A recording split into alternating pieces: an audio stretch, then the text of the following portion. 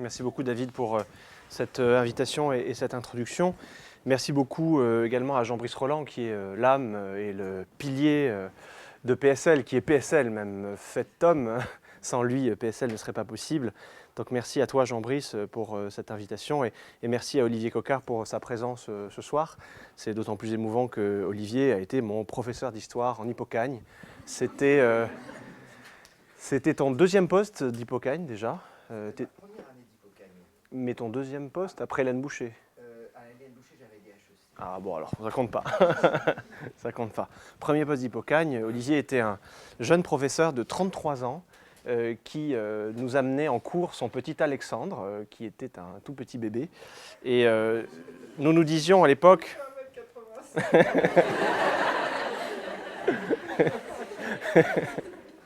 Et nous disions à l'époque que manifestement l'histoire et les études et le cursus qu'avait fait Olivier, donc l'école normale supérieure, l'agrégation, la thèse, tout cela ne nuisait pas au bonheur puisque nous avions l'exemple d'un homme heureux face à nous, donc un jeune professeur enthousiaste qui nous parlait des tontons flingueurs en cours et qui nous emmenait son petit grand Alexandre. Donc voilà, c'était...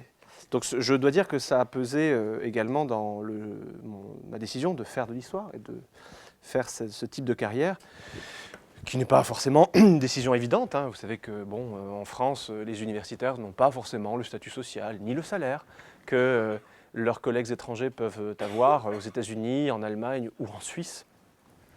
Mais c'est une vie très heureuse, la vie bonne, comme diraient les anciens. Hein. C'est la vie d'autarkeia, c'est la vie de liberté et de pleine autonomie que vivent les universitaires, c'est-à-dire qu'on n'est pas aliéné, on n'est pas soumis à des tutelles, et on peut s'adonner à ce qu'il y a de plus précieux, je trouve, dans la vie, la réflexion, la méditation et la liberté. J'ai l'impression que nous vivons la liberté. On essaie de nous aliéner par plein de dispositifs d'évaluation, de contrôle hiérarchique, etc., de plus en plus prégnants et assez significatifs et assez solidaires d'un management, comme on dit, appliqué à l'université, mais nous résistons vaillamment et nous vaquons à nos occupations et à notre travail d'écriture et de réflexion. Donc je ne peux que vous encourager à embrasser cette vie, parce qu'il s'agit véritablement de l'embrasser, et vous en serez, je crois, heureux.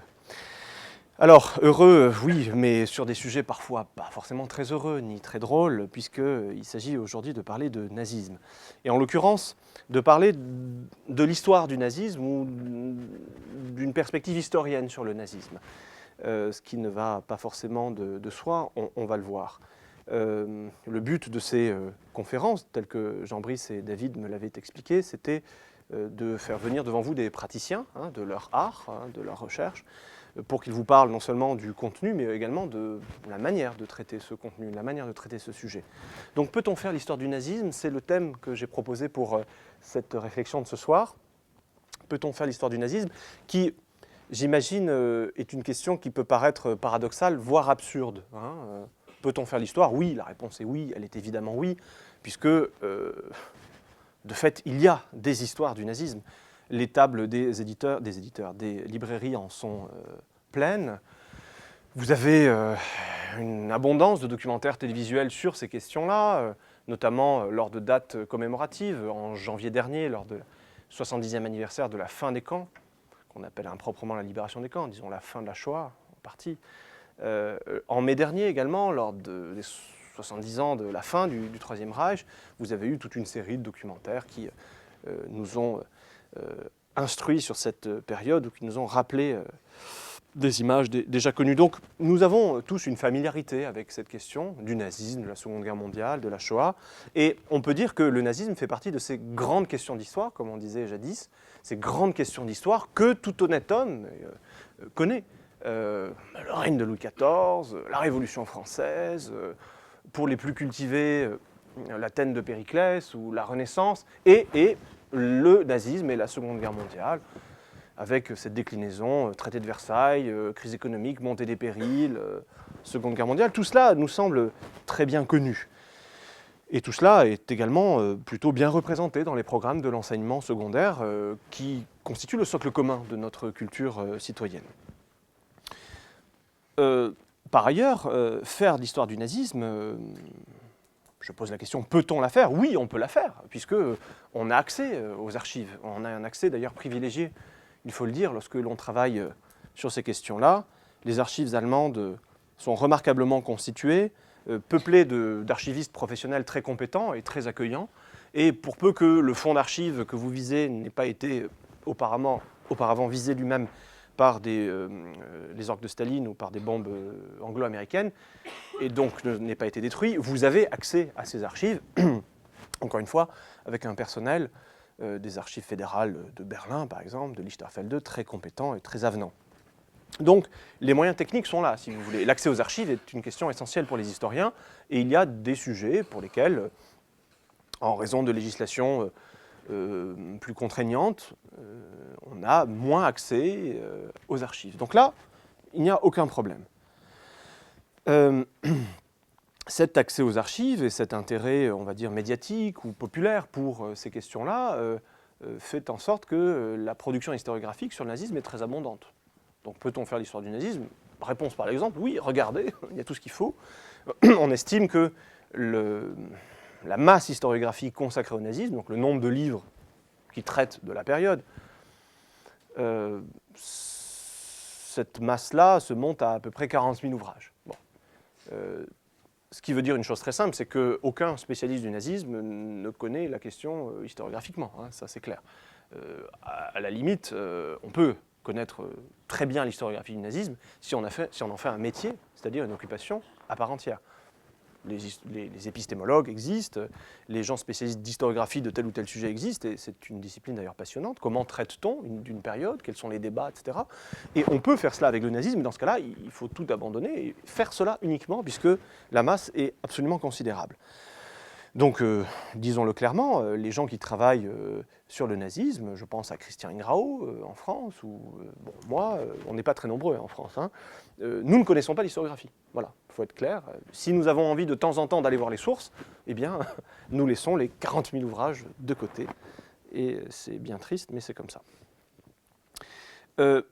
Au niveau de l'établissement des faits, comme on dit classiquement, là aussi, on fait l'histoire du nazisme, il n'y a pas de problème. On connaît les grandes dates, on connaît les grandes périodes, le séquençage de ce phénomène. On sait que le 30 janvier 1933, etc. On sait que le 1er avril 1933, on sait que le 30 juin 1934, etc., etc. L'établissement des faits est là, il est fait, il est bien fait, il se retrouve dans les chronologies, dans les programmes des manuels scolaires. Donc, si on fait le bilan, intérêt médiatique, production audio, télévisuelle, production historiographique, accès aux archives, contexte technique et pratique de l'exercice de la recherche, on peut évidemment faire l'histoire du nazisme, mais la question n'a pas grand intérêt. Alors, vous imaginez que si je l'ai posée, c'est qu'elle a quand même un intérêt, je pense. Faire de l'histoire, ça veut dire quoi? Ça veut dire, et je pense que la question du nazisme permet d'y réfléchir de manière assez approfondie, c'est même un cas d'école, hein, comme on dit. Ça veut dire contextualiser. Ça veut dire d'abord contextualiser, et on se rend compte que généralement le nazisme n'est jamais contextualisé. C'est-à-dire qu'on vous présente le nazisme comme une espèce d'anomalie, une sorte d'ovni historiographique et historique qui, voilà, la barbarie ouvre ses portes, l'enfer ouvre ses portes en 1933. Heureusement, le 8 mai, dans la nuit du 8 au 9 mai 1945, les portes sont refermées et puis tout est terminé. Maintenant, il y a quelques vestiges, quelques fossiles de ce phénomène-là, mais rassurez-vous, il n'existe plus vraiment. Donc il apparaît en 1933, il disparaît en 1945, il y a vaguement quelques prodromes avant 1933 et puis quelques séquelles après 1945, mais grosso modo, c'est 12 ans et pas plus, et tout va bien. Et ces 12 ans-là, on ne sait pas très bien les expliquer, je vais y revenir. Faire de l'histoire, c'est également penser chronologiquement, penser diachroniquement. Hein, c'est-à-dire voir dans quel temps se situent les acteurs et les phénomènes, et comment ils habitent le temps. Le temps, c'est très important, hein, c'est pas seulement un cadre ou une abstraction, c'est la substance même de notre vie. Hein. Nous sommes des animaux historiques, relisez Nietzsche, il le dit très bien, en opposant dans les considérations inactuelles les moutons, qui sont des animaux anhistoriques, parce qu'ils vivent dans un éternel présent, avec leur mémoire de poisson rouge ou de mouton en l'occurrence. Alors que nous, pour notre malheur, nous sommes des êtres historiques. Nous vivons l'historicité, et ça c'est terrible.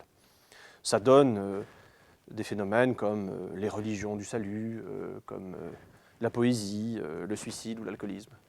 Et puis aussi des choses très bien comme cette conférence ce soir, et puis un bon livre lu sous un arbre. Ça veut dire, faire de l'histoire donc veut dire penser diachroniquement, et là encore on se rend compte que quand on étudie le nazisme nous est présenté de manière assez statique au fond, assez synchronique. On le voit très bien dans la récurrence de l'hypothèse intentionnaliste, qui au fond ne fait pas de différence entre 1919, le moment où un caporal bavarois, autrichien, adhère au DAP, 1920, le moment où le programme du NSDAP est élaboré, 1924-25, le moment où Mein Kampf est rédigé et publié, 1933, 1938, 1941, le moment où très vraisemblablement la Shoah est décidée, et puis 1942, l'action Reinhardt, 1944, l'extermination des Juifs hongrois, 1945, etc. Bref, si vous voulez, c'est humain au fond. Avec le recul du temps, on a tendance à écraser la perspective et à considérer que tout est dans tout déjà dès le début, si vous voulez.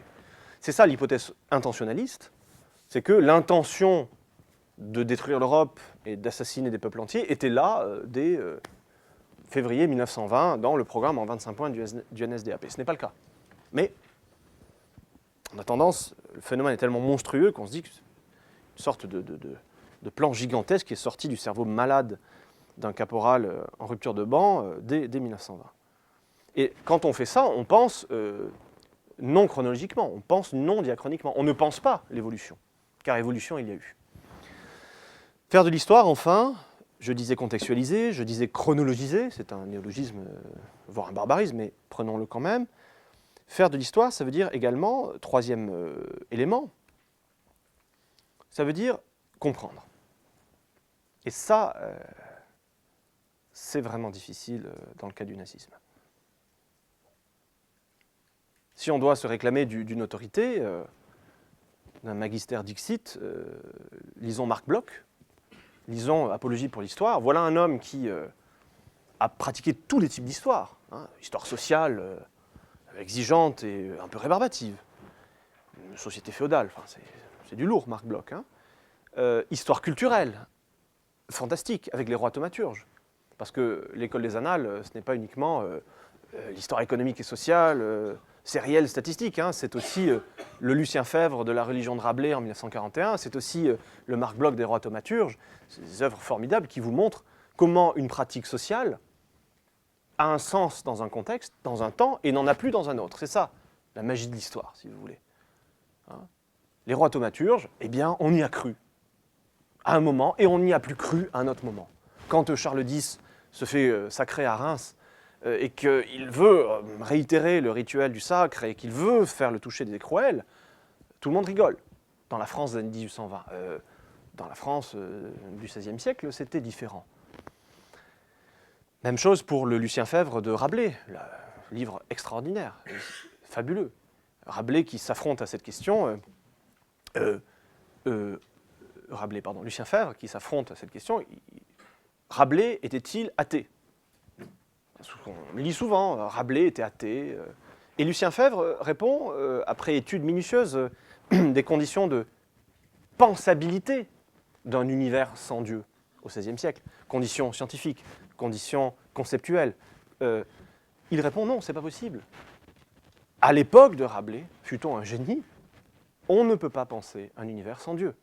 On vit dans un univers de magie, on vit dans un univers habité par la présence de Dieu, malgré qu'on en ait, si vous voulez. Et quoi qu'il en soit, on ne peut pas être athée au sens où, au XVIIe siècle, on pourra l'être. Voilà. Extraordinaire. Extraordinaire. Et vous avez d'autres travaux comme cela qui vous montrent, je pense notamment à une biographie de Caligula ou aux travaux de Lucien Gerfagnon qui montrent que non, Caligula n'est pas fou. On vous dit que Caligula est fou. Suétone l'écrit, et puis tous les historiographes à sa suite aussi, mais Suétone, c'est un monsieur qui est stipendé par les Flaviens pour dégommer les Julio-Claudiens, dont Caligula. Suétone, c'est un monsieur qui a des intérêts aussi dans l'histoire, et qui travaille pour quelqu'un. Et donc il montre que les Julio-Claudiens, bon, il y a un peu des dégénérés quand même. Et Caligula en est un merveilleux exemple, sans parler de Néron. Bon. Mais ni Caligula ni Néron ne sont fous. Ils ont un programme politique. Ils ont, comme on dirait aujourd'hui, un agenda, si vous voulez. Le seul problème, c'est que vous avez, dans le cas de Caligula, une collision entre la Rome du 1er siècle et un homme qui n'est pas un Romain et qui n'est pas du 1er siècle. Caligula, il n'est pas romain, il est grec. Il est gréco-égyptien. Il a grandi à Alexandrie. Il a grandi dans la famille des Ptolémées. C'est un homme qui arrive à Rome en important sa conception du pouvoir, qui est une conception lagide, qui est une conception grecque, hellénistique et pharaonique. Autrement dit, quand il se grime dans des dieux, quand il se balade en Vénus ou en Jupiter ou en Hercule dans les rues de Rome, tout le monde le prend pour un dingue, alors qu'il n'est pas fou. Étant empereur, il est pharaon, puisque je vous rappelle que l'Égypte est une province impériale et l'Égypte est propriété de l'empereur. Et donc il est pharaon à ce titre. Et étant pharaon, et venant d'Égypte, Caligula se sait et se sent pharaon. Eh bien, étant pharaon, il est le représentant d'Amon-Ra ici, sur terre, diraient les chrétiens, ici-bas. Et étant Amon-Ra, il est le roi de Dieu et la totalité des dieux. Donc il est Mars, donc il est Vénus, donc il est Jupiter, donc il est Hercule. Il est la totalité des modalités du divin et il peut pleinement, légitimement, déambuler dans les rues de Rome en déesse de l'amour, en dieu de la force, en dieu de la guerre, etc. C'est pas absurde pour lui. Quand il jette à foison, à brasser de l'or du haut de son balcon, les Romains sont des gens vertueux, du point de vue budgétaire à l'époque, les Romains se disent « mais il est fou ». Non, il n'est pas fou. L'or, c'est la chair des dieux, c'est la chair d'Amon-Ra, c'est la chair du soleil. Et un des rituels pharaoniques, c'est de jeter de l'or pour faire participer le peuple égyptien de la divinité, de la chair de Pharaon. Donc là encore, on est dans l'ordre du rituel, du symbolique, du signifiant, et non pas dans l'ordre du non-signifiant rabattu sur la folie, si vous voulez. C'est quand on ne comprend pas qu'on dit ils sont dingues. Non, là, c'est codé culturellement, si vous voulez. Même chose quand il nomme, quand on dit qu'il nomme consul son cheval, il manifeste son mépris pour les institutions romaines, en montrant que tout cela n'est qu'hypocrisie, ce que tout le monde sait, mais ce qu'il ne faut pas dire. Auguste et Tibère, ses prédécesseurs, ont bien pris soin de ménager les patres conscripti, les pères du Sénat, en leur faisant croire que personne n'était dupe, mais c'est pas grave. C'est de l'ordre du rituel, ils ont joué le jeu. Caligula ne joue pas le jeu. Et c'est pour ça qu'il termine en gargouillant dans son propre sang un beau matin. Idem pour Néron. Néron aussi, c'est un souverain oriental, très clairement. Alors, 2 siècles plus tard, avec un Dioclétien, ça marchera, ces choses-là. Un empereur pourra se faire appeler Caesar et Deus, sans plus choquer personne au 3e, 4e siècle. Mais au 1er, non. Non. Alors, quel rapport? Vous me direz, on parle de Caligula. On pourrait parler aussi des procès d'animaux, et si bien étudié par Michel Pastoureau. Là aussi, une pratique sociale qui a un sens dans un contexte et qui n'en a plus aujourd'hui. Un évêque qui excommunie des sauterelles. Bon, qu'est-ce que ça veut dire? Ça veut dire quelque chose, dans un contexte, dans un univers culturel, dans un univers mental. Quel rapport avec le nazisme? A priori, aucun. Sauf que faire de l'histoire, c'est ça en fait, c'est comprendre. C'est-à-dire voir et penser une époque et des acteurs de cette époque avec leur propre catégorie. Non pas considérer Caligula de manière anachronique avec les concepts de la psychiatrie du XIXe siècle ou avec déjà les concepts ou les catégories anachroniques ou dystopiques de la Rome du 1er siècle, mais comprendre, acter le fait que Caligula n'est pas un Romain. C'est un Égyptien, c'est un hellénistique. Et il importe sa conception de la souveraineté. Étudier les procès d'animaux du XIVe siècle, ce n'est pas seulement en rire.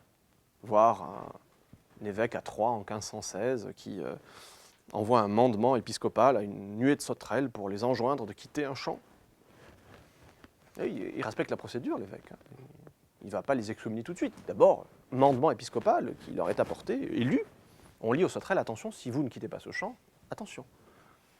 Et devant le refus des sauterelles d'obéir à l'injonction épiscopale, l'évêque, la mort dans l'âme, car c'est une décision grave, l'évêque est contraint de recourir à l'arme ultime, qui est une condamnation à mort spirituelle, qui est l'excommunication. Les sauterelles sont excommuniées.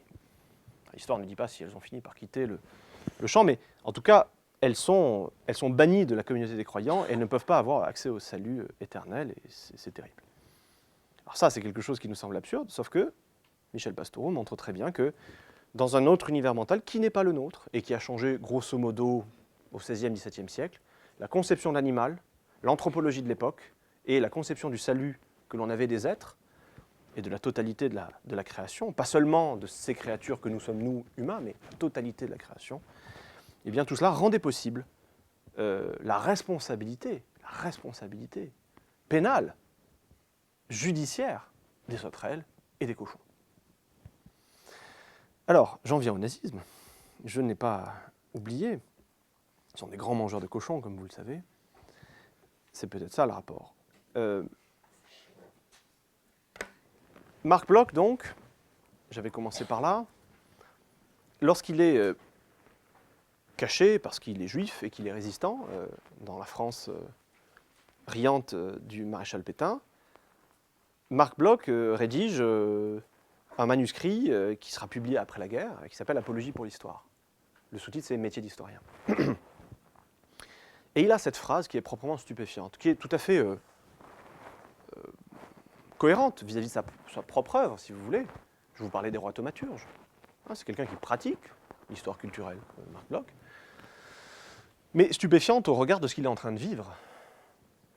C'est-à-dire un contemporain, un présent atroce, dont il s'est fait lui-même l'historien. Souvenez-vous de son livre magnifique qui s'appelle L'étrange défaite, qui est un livre d'historien du très contemporain, sur l'histoire immédiate, que Marc Bloch a vécu en tant que capitaine de réserve, rattaché à l'état-major de l'armée du Nord-Est. Il en a tiré ce récit sur la chute, sur la débâcle, l'étrange défaite. Donc Marc Bloch sait de quoi il parle. Il sait que quand il écrit cela, ce que je vais vous dire, il parle pour les rois thaumaturges, mais il parle aussi pour le présent de l'Europe. Et il écrit ceci: faire de l'histoire, c'est comprendre et ne pas juger. Alors pourquoi dit-il cela? Ne pas juger, parce qu'il a fait tout un long développement où il compare très justement d'ailleurs l'historien au juge d'instruction. On va rechercher des traces, des sources, on va les confronter, on va recueillir des témoignages si on le peut, et en croisant tous ces éléments, on va essayer d'approcher quelque chose comme une vérité.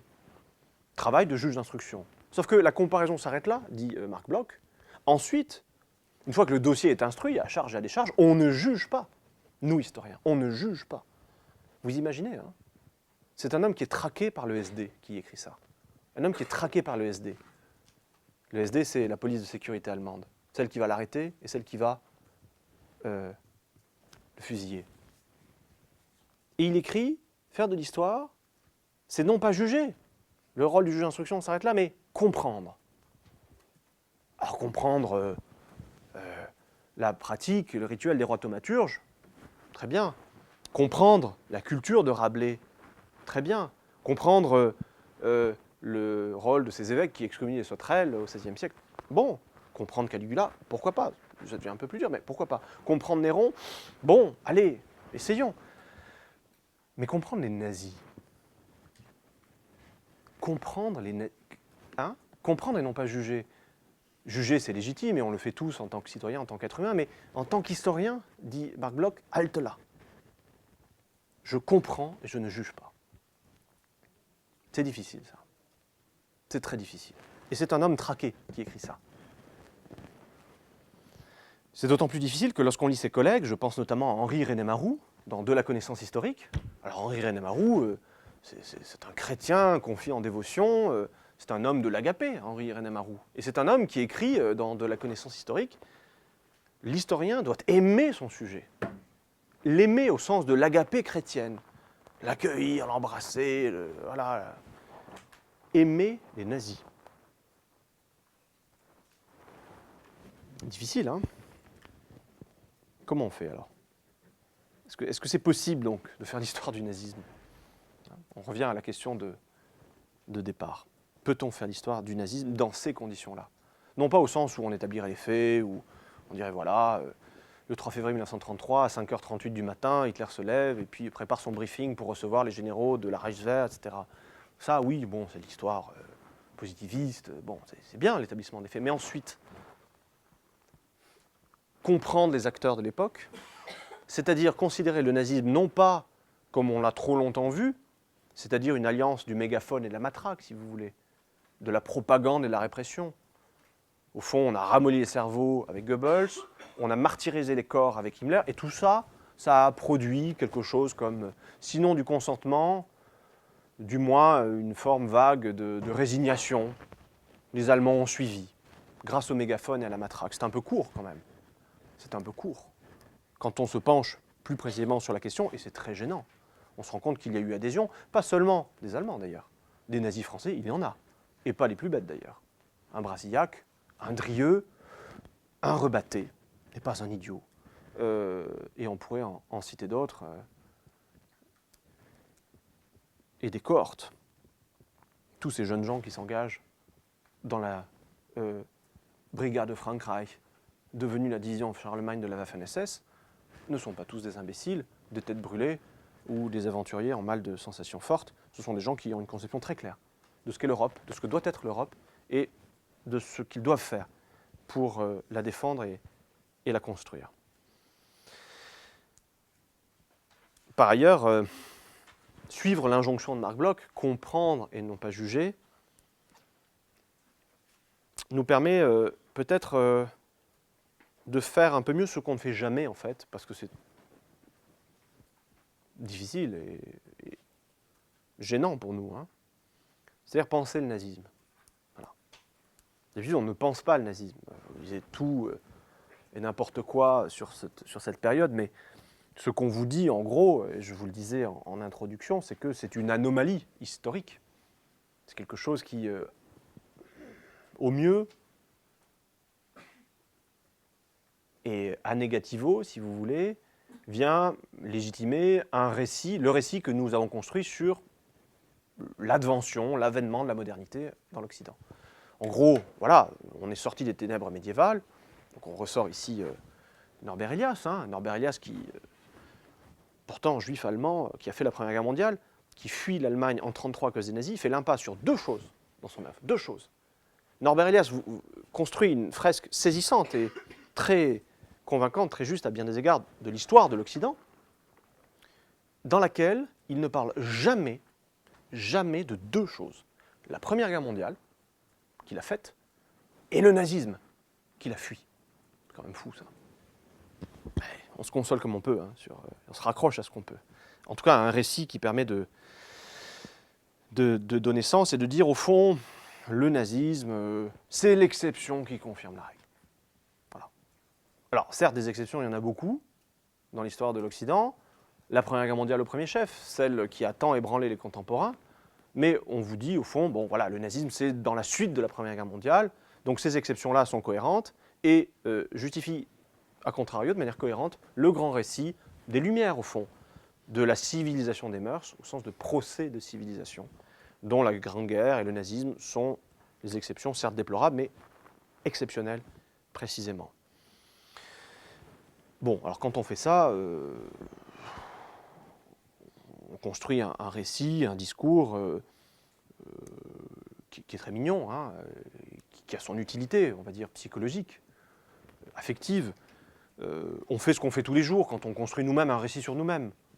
Ce genre de récit qui nous permet de nous lever le matin, d'aller en cours, de vaquer à nos occupations, qui nous permet de donner sens à ce qu'on appelle notre vie. Bon. Et on fait la même chose au niveau macro, ce qu'on fait nous au niveau micro tous les jours, sinon on ne se lèverait pas le matin. Vous êtes des êtres de récit, sachez-le. Sans votre récit, vous n'êtes rien. Mais ce qu'on fait nous, chacun au niveau micro, on le fait également au niveau macro, au niveau de la civilisation européenne et occidentale, en disant bon, c'est super, cette civilisation européenne et occidentale, et le nazisme, c'est bien dommage, mais ça n'a rien à voir avec tout ça. Quand on fait ça, on fait tout sauf penser le phénomène. Parce que si on pensait le phénomène, on se rendrait compte que les éléments qui définissent le nazisme, qui le constituent, je parle au niveau de la théorie, mais aussi de la pratique. Au niveau de la théorie, le nazisme, on peut considérer cela comme une sommation, une somme de ismes. Vous avez le nationalisme, vous avez l'impérialisme, vous avez le militarisme, vous avez l'impérialisme, je l'ai dit déjà, non? Oui, bon, voilà. Vous avez le colonialisme, vous avez le racisme, vous avez l'antisémitisme, vous avez le darwinisme social, vous avez le capitalisme. Et puis, il y en a peut-être une dizaine d'autres aussi. Hein. Bon. Mais on va se limiter à ces 8-là. Et si on les prend séparément, ces éléments-là, le racisme, c'est nazi, le racisme? Non. C'est allemand? Non plus. C'est même pas allemand du tout. Hein. C'est importé en Allemagne très tardivement, mais je ne m'attarde pas là-dessus. L'antisémitisme, c'est nazi? Oui, alors ils l'ont illustré de manière particulièrement violente, mais originellement, rien à voir avec ni le nazisme ni l'Allemagne. C'est un phénomène européen occidental. Tout le monde est antisémite, peu ou prou, dans dans l'Occident d'avant-guerre. Il me semble que Charles Maurras, qui pourtant demande tous les jours dans l'Action française qu'on assassine Léon Blum, est élu triomphalement à l'Académie française. Pas forcément un repère d'esprit progressiste ou éclairé, mais enfin, il est élu en juin 1938, sans aucun problème. Le darwinisme social, cette conception de la société et de l'homme qui aujourd'hui me semble tout à fait triomphante d'ailleurs, selon laquelle la vie est une guerre, la société est d'une jungle, qu'il faut être un battant, qu'il faut écraser autrui, qu'il faut se dépasser soi-même. Regardez n'importe quelle publicité pour une salle de gym ou n'importe quelle publicité pour un complément alimentaire vitaminé, vous aurez du darwinisme social. N'importe quel talk show, conférence d'une école de commerce ou meeting UMP, vous aurez ça. Hein. Cette idée que la vie, c'est la lutte, c'est la guerre, et qu'il faut s'imposer. Bon. Cette idée-là, les nazis l'illustrent brillamment. Hein. Ils sont des darwinistes sociaux convaincus. Ce sont des zoologues de l'humain, les nazis. Hein. Ils considèrent que nous sommes des animaux qui se jettent à la gorge les uns les autres pour la maîtrise des espaces. C'est ça la conception des nazis de la vie. Hein. Vous avez des espèces, qui sont les races, qui s'entretuent littéralement pour la maîtrise des espaces et la maîtrise des approvisionnements. Conception zoologique de l'histoire. Enfin, une zoologie particulière, un peu tordue, un peu fantasmée, mais bon. Le pauvre Darwin, d'ailleurs, n'y peut rien à tout ça. Hein. Patrick Thor, brillant sujet du Muséum d'histoire naturelle, le montre dans ses ouvrages. Hein. Le darwinisme social, c'est une déformation de Darwin contre laquelle il a lui-même protesté. Mais le darwinisme social, pas inventé par les nazis, c'est pas inventé en Allemagne, c'est inventé en Grande-Bretagne, c'est repris bruyamment aux États-Unis, en France, en Scandinavie, et ça arrive assez tardivement en Allemagne, 1899, avec l'ouvrage d'un Anglais, Chamberlain, qui publie en 1899 les fondements du XIXe siècle, Houston Chamberlain, qui est gendre de Wagner et germanoman convaincu. Et on peut continuer. Le militarisme allemand, non. Le nationalisme allemand, non plus. Le colonialisme, certainement pas. Le capitalisme, pas du tout. Mais tous ces éléments-là ont été rassemblés dans une synthèse cohérente, vigoureuse, dans les années 20, pour constituer un discours qui tout simplement donnait sens aux souffrances des contemporains. C'est pour ça que le nazisme a marché. Le nazisme n'a pas été imposé par la violence brute des SA. Les SA, il y a beau y en avoir 400 000 à l'été 1932 en Allemagne, 400 000, ça ne tient pas 80 millions de personnes. La Gestapo en Allemagne, c'est 8 000 agents. 8 000 agents pour 80 millions. Voilà. Donc le nazisme n'a pas été imposé par la Sainte Alliance, qu'on nous présente souvent, du micro et de la matraque. Non. Le nazisme a pris, au sens, on va dire, chimique ou quasiment botanique du terme, il a pris sur un terreau fertile, pour poursuivre la métaphore, parce que ce discours-là, cette vision du monde, prenons le mot nazi au sérieux, hein, Weltanschauung, qui n'est pas un mot nazi d'ailleurs, mais qu'ils ont repris, cette vision du monde-là permet de voir le monde d'une manière qui fait du bien aux contemporains. C'est terrible à dire et à entendre, mais c'est comme ça. Et c'est ainsi que ça a fonctionné. Alors, ce qui ne veut pas dire que certains n'ont pas rejeté le nazisme. Il y a eu des résistants, bien sûr. Il y a eu des gens qui étaient suffisamment structurés intellectuellement et culturellement pour dire, attention, tout cela est parfaitement cohérent, le nazisme, très bien, mais les postulats du nazisme, le refus de l'universalité du genre humain, le refus de l'égalité, ce sont des postulats que moi, à titre personnel, et c'est un choix éthique et intellectuel, je n'accepte pas.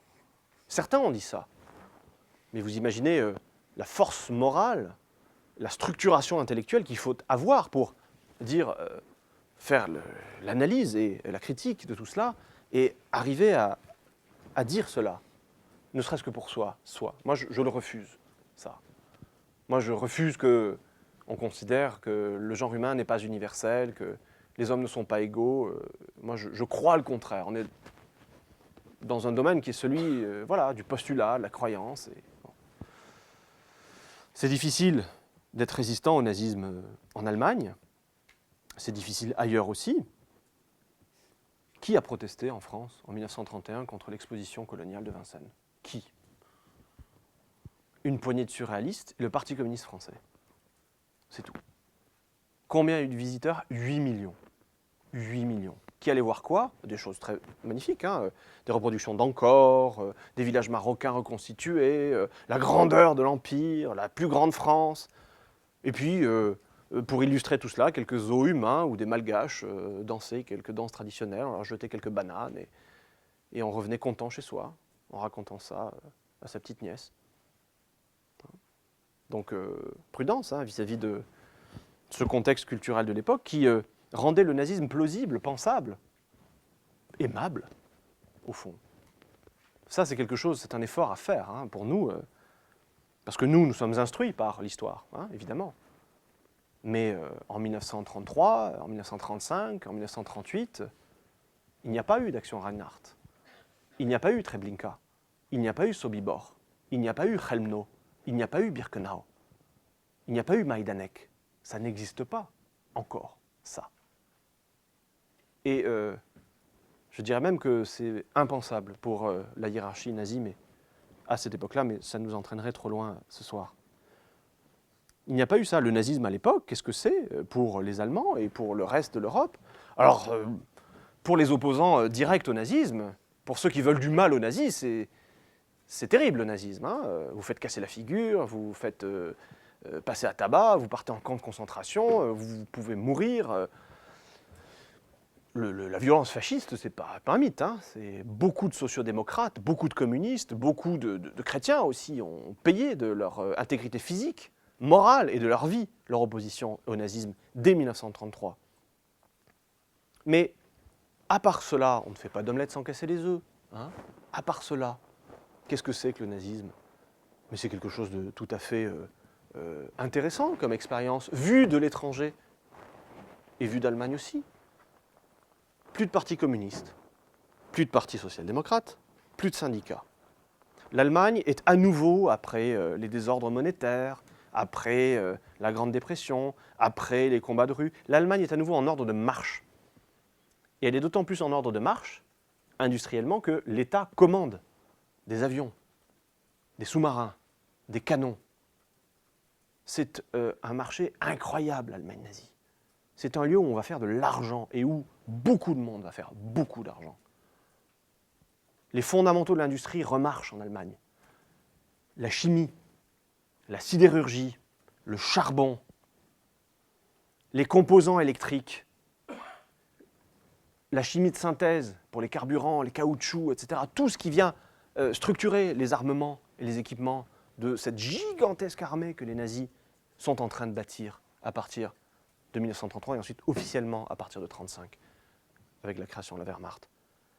Et tout ça dans un contexte où, cela ferait plaisir à certains aujourd'hui, les 35 heures sont abolies et où on travaille considérablement et où les nazis qui vivent à crédit, hein, c'est une gabegie financière et budgétaire invraisemblable, hein, ce sont de très mauvais gestionnaires au passage, les nazis empruntent, vivent à crédit.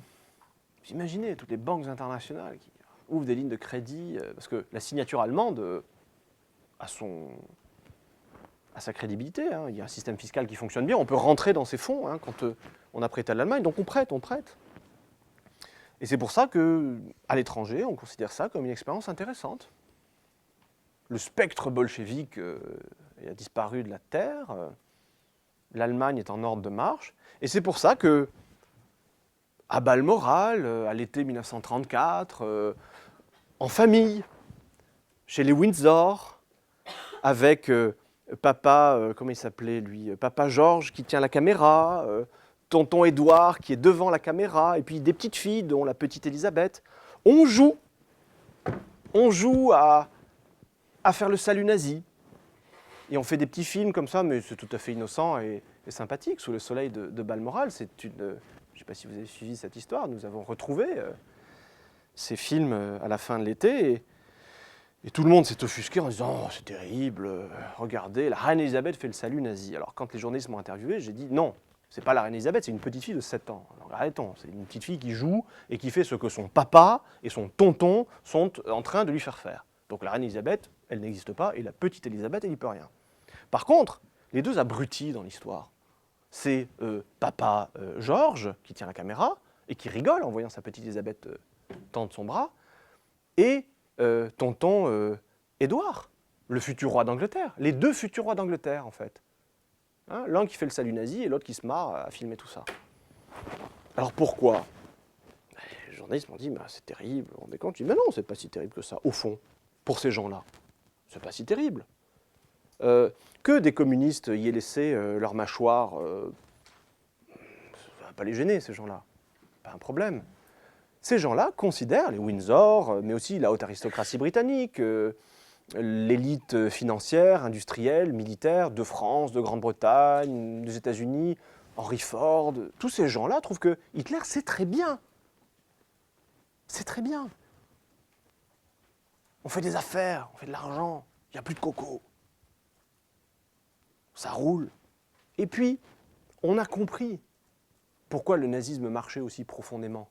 Et je reviens à mon comprendre. Parce que le nazisme, c'est une série de réponses aux crises de la modernité. Voilà. Là aussi, ça nous entraînerait, si vous me donnez à peu près 6 mois, je peux développer la chose, mais cette idée-là est importante. Hein. La modernité, la modernisation de l'Europe, c'est cataclysmique hein, depuis les années, on va dire, 1850-1860. Les mutations anthropologiques, culturelles, économiques, urbanistiques. Les Européens ne savent littéralement, géographiquement, plus où ils habitent dans cette Europe en mutation. On n'a jamais vu de tels cataclysmes géographiques, de telles mutations de paysages, ces villes qui sont apparues. Voilà, vous avez des villes de 5000 habitants qui en font 2 millions en quelques dizaines d'années. Vous avez des transitions démographiques bouleversantes qui se produisent en Europe à cette époque-là. La pire, c'est en Allemagne. Transition démographique française et britannique, c'est sur le long terme, depuis le XVIIIe siècle. C'est un changement de structure, mais ce n'est pas un bouleversement au sens de phénomène brutal. En Allemagne, c'est terrible. En Allemagne, la transition démographique commence en gros dans les années 1870 et elle termine en gros en 1914. Et en 40 ans, vous avez un taux de croissance de 67% de la population. Vous passez de 40 à 67 millions d'habitants. C'est un pays qui est en convulsion, l'Allemagne, où on se pose des questions sur ces mutations, sur l'industrialisation, sur l'aliénation, sur... C'est pour ça qu'une élite allemande invente le naturisme, le bio et la réforme de la vie. Mais oui, ça date de cette époque-là.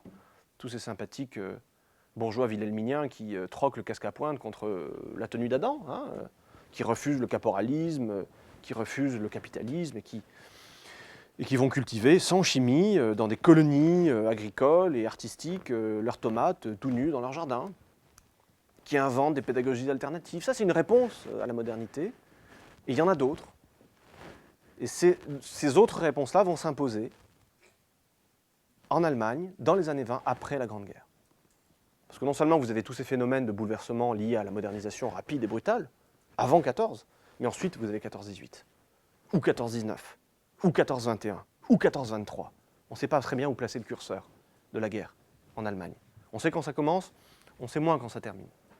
Et ça termine de toute manière catastrophique pour l'Allemagne. Catastrophique. Vous partez flamberge au vent en 1914, avec l'assurance assez plausible que l'Allemagne va gagner la guerre. Et puis vous vous retrouvez, après des communiqués victorieux qui tombent tous les matins, un beau matin, alors que vous avez déjà gagné la guerre à l'Est, traité de Brest-Litovsk, on l'oublie toujours celui-là, mais c'est une victoire totale à l'Est. L'Allemagne a tout gagné. Elle a annexé la quasi-totalité de ce qu'elle voulait, même beaucoup plus de ce qu'elle voulait annexer. Toute la Biélorussie est annexée au Reich, par exemple. C'est une victoire absolue. Parce que Lénine lâche du lest avant de... Bon. Mais en tout cas, 3 mars 18, c'est une victoire totale de l'Allemagne. Ce qui rend Versailles, un an plus tard, d'autant plus douloureux. Versailles, c'est finis Germaniae, hein. Catastrophe absolue. Non seulement vous annulez Brest-Litovsk, c'est quand même pas fair-play, mais en plus, vous vous êtes battu pendant 4 ans. Pourquoi? Für Gott, Kaiser und Vaterland. Hein? Für Gott, Reich, Vaterland, etc., selon les nécrologies. Vous êtes battu pour Dieu, pour le Reich, pour le Kaiser, pour la patrie. Alors on va prendre tout ça dans l'ordre, hein, pour voir un peu pourquoi on s'est battu. Alors la patrie, après Versailles, elle est bien entamée, comme le Reich. Il n'y a plus vraiment de patrie, il n'y a plus vraiment d'Allemagne après Versailles.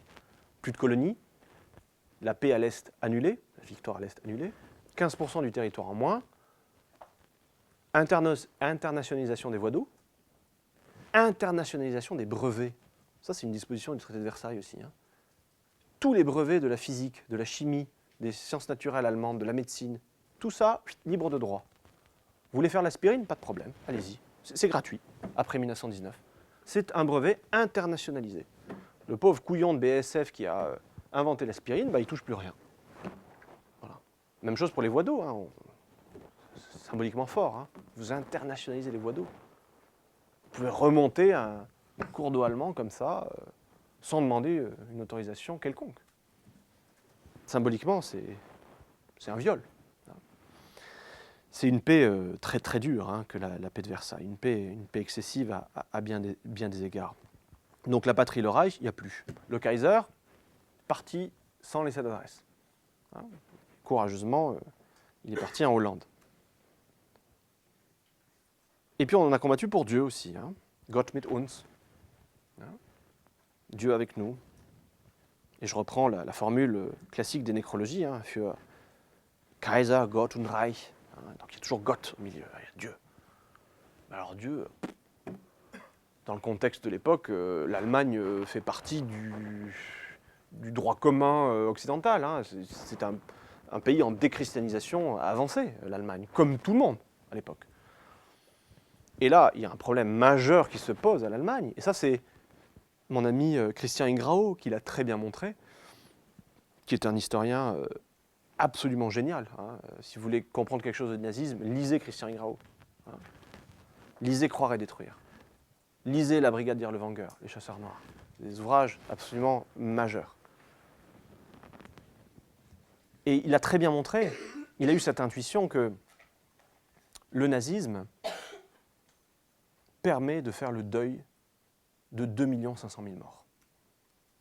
C'est une des raisons du succès du nazisme. Ça, Christian le montre admirablement. Vous avez 2 500 000 morts pendant la Grande Guerre en Allemagne. D'habitude, on dit 1,8 million.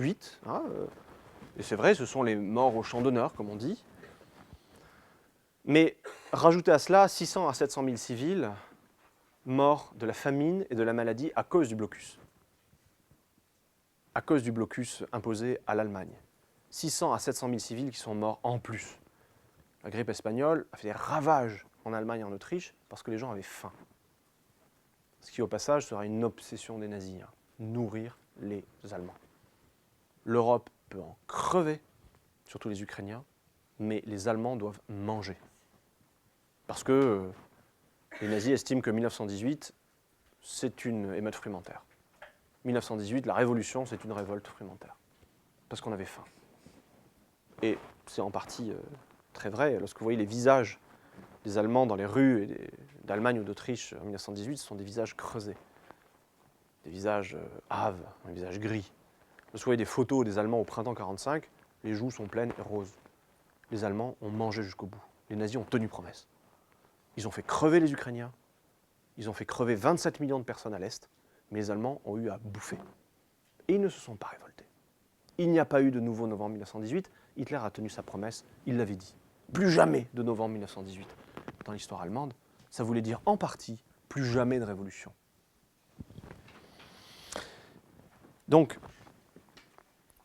Christian Ingrao montre très bien que ces 2 500 000 morts, dans un temps très court, et ça continue la mort, hein, après 1918. Parce que la guerre, elle continue à l'Est jusqu'en 1921. Parce que la guerre, elle continue dans les rues allemandes jusqu'en 1923. Une quasi-guerre civile. La mort continue, hein, une mort violente. Comment en faire le deuil lorsque ce qui peut donner sens, c'est ça le deuil au fond, hein, donner sens parce qu'il n'en a pas à la mort, quand ce qui peut donner sens n'est plus. Plus de Kaiser, plus de Reich, plus de ça. Et plus de Dieu, hein, quasiment plus. Ou plus comme avant. Eh bien, le nazisme est là pour offrir une manière de faire le deuil. Les nazis y insistent beaucoup. C'est une proposition religieuse à bien des égards. Les nazis vous disent l'individu n'est rien, le peuple est tout. Et voilà le message religieux. Hein. Message religieux au sens étymologique du terme, anthropologique, hein, de lien entre les vivants, de lien entre les vivants et les morts, et de lien entre la vie et la mort. Les nazis vous disent, certes, toi, tu n'es qu'un epsilon, mais par ta force procréatrice, par le fait que tu fasses des enfants, eh bien, tu perpétues l'espèce, et l'espèce, elle, est éternelle. Voilà. D'où le sens de cette formule rituelle qui apparaît tout le temps dans les nécrologies de n'importe quel SA qui meurt, ou de n'importe quel SS qui meurt dans un combat de rue dans les années 20. Er starb auf das Deutschland lebe, avec cette formule archaïque du auf das, suivi du subjonctif 1 pour les germanistes. Er starb auf das Deutschland lebe, ce qui veut dire il est mort afin que l'Allemagne vive, pour que l'Allemagne vive. Et ce n'est pas que de la rhétorique, c'est vraiment la proposition nazie. Il est mort, mais l'Allemagne, grâce à lui, grâce à son sacrifice, vivra. Voilà. Parce que pour les nazis, la guerre est partout. L'homme est par nature, par définition, un soldat. Il se bat contre les ennemis de l'Allemagne, les ennemis de la race. La femme est aussi un soldat. Et Hitler le dit pour, croyant faire ainsi des compliments aux femmes allemandes, en disant « Vous êtes des guerrières, votre combat à vous, c'est dans la salle d'accouchement que vous le menez, en donnant la vie, en produisant de cette substance biologique qui va perpétuer la race et le Reich. »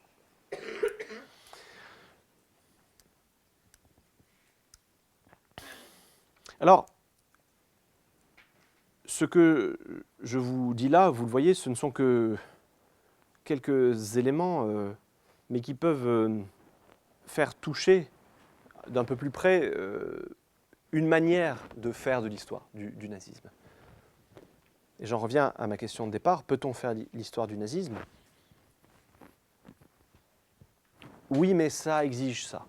Voilà. Et c'est pas facile. Je peux en témoigner, je vous assure que plonger dans cette vision du monde, comme ils disaient eux-mêmes, ou dans cet univers mental, comme disait Lucien Febvre, ça a un coût intellectuel, psychologique aussi. Je peux vous assurer que lorsque vous publiez un gros ouvrage traitant notamment du traitement des enfants sous le Troisième Reich et que vous tenez pour la première fois de votre vie un bébé dans vos bras, il y a comme un court-circuit, si vous voulez. Et ça, je l'ai vécu de manière assez violente, hein, sans vouloir m'étendre, mais voilà, là j'ai compris charnellement qu'ils avaient fait ça à ça, voilà, à cette vulnérabilité, à cette merveille, hein, qui est un petit bébé, parce que petit bébé pour les nazis, pas forcément un absolu. Hein. Petit bébé à rien, soit, mais lorsque vous lisez les lettres du jeune soldat Walter Mattner, étudié par Christian Gerlach en Allemagne, Christian Ingrao en France, ce jeune Walter Mattner qui a 22 ans, je crois, jeune membre de la Waffen-SS, qui est affecté aux Einsatzkommando dans la Baltique, je crois, et qui raconte que, en fin de journée, quand certaines mitrailleuses se sont enrayées parce qu'elles ont tiré toute la journée sur la population du village qu'on a encerclé, qu'on a décidé de détruire, et que l'alcool aidant, la fatigue aidant, la chaleur aidant, on se met à faire du tir au pigeon avec les bébés. Donc on les lance en grands arcs de cercle au-dessus de la fosse et on tire au pigeon. Et on voit qui est encore capable d'attraper le pigeon au passage. C'est ça aussi. Hein. sans parler du traitement des enfants dans les ghettos, sans parler du traitement des enfants dans le cadre de l'opération T4. Toutes ces choses-là, ensuite, rencontrent le vécu de l'historien, qui n'est qu'un être humain, et qui passe de sale quart d'heure, en fait, avec son sujet. Mais pourquoi fait-il ça? Est-ce qu'il est, cet historien, masochiste ou pervers? Il fait ça parce que, d'une part, parce qu'on se demandait peut-on faire l'histoire du nazisme, et pourquoi faire l'histoire du nazisme au fond? En soi, parce que c'est un phénomène qui n'est pas indifférent. Hein, ça fait partie des phénomènes historiques qui, je crois, ont laissé leurs traces. La destruction de l'Europe, 60 millions de morts, un génocide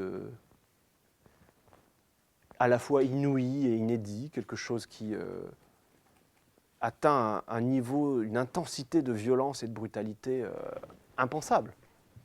Hein. La Shoah, c'est pas, on ne peut pas l'appréhender, si vous voulez, la Shoah. On peut produire des statistiques, mais comme le disait Staline, la mort d'un homme, c'est une tragédie, la mort de 1000 hommes, c'est une statistique. Bon, ça ne veut plus rien dire. Ensuite, on vous donne des chiffres absolus, alors 5 millions, 500, 700 000 morts. Bon, qu'est-ce que ça veut dire, ça? Ensuite, on peut ramener ces chiffres absolus à des chiffres relatifs. Qu'est-ce que ça veut dire par jour? Alors là, parce que la Shoah, c'est sur un très court laps de temps. Hein. La Shoah, c'est printemps 42, c'est très tardif.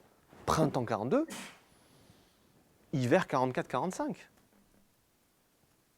Ils ont tué près de 6 millions de personnes en quoi? 2 ans et demi? Quand vous voyez les taux de létalité des Einsatzgruppen sur le front de l'Est, vous en restez médusé. Comment l'Einsatzkommando 3 de l'Einsatzgruppe A en Lituanie du lieutenant-colonel Karl Jäger peut-il assassiner 150 000 personnes, 150 000 personnes en 6 mois, avec 500 hommes?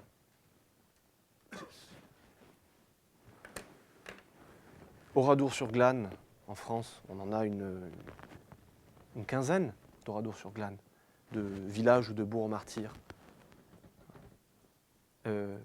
Sur le territoire soviétique, vous en avez à peu près 6 000. Ça vous donne peut-être un ordre d'idée. Hein. Et d'ailleurs, les troupes qui font ça en France, dans les places, Dortan, Maillet, Oradour, Tulle, ce sont toujours des troupes qui viennent de l'Est et qu'on a versées à l'Ouest rapidement pour faire face à des problèmes à l'Ouest, l'éventualité d'un débarquement, etc. La division Das Reich, vous voyez le documentaire excellent de Michael Prazan sur la division Das Reich qui a été diffusé sur Arte ce printemps.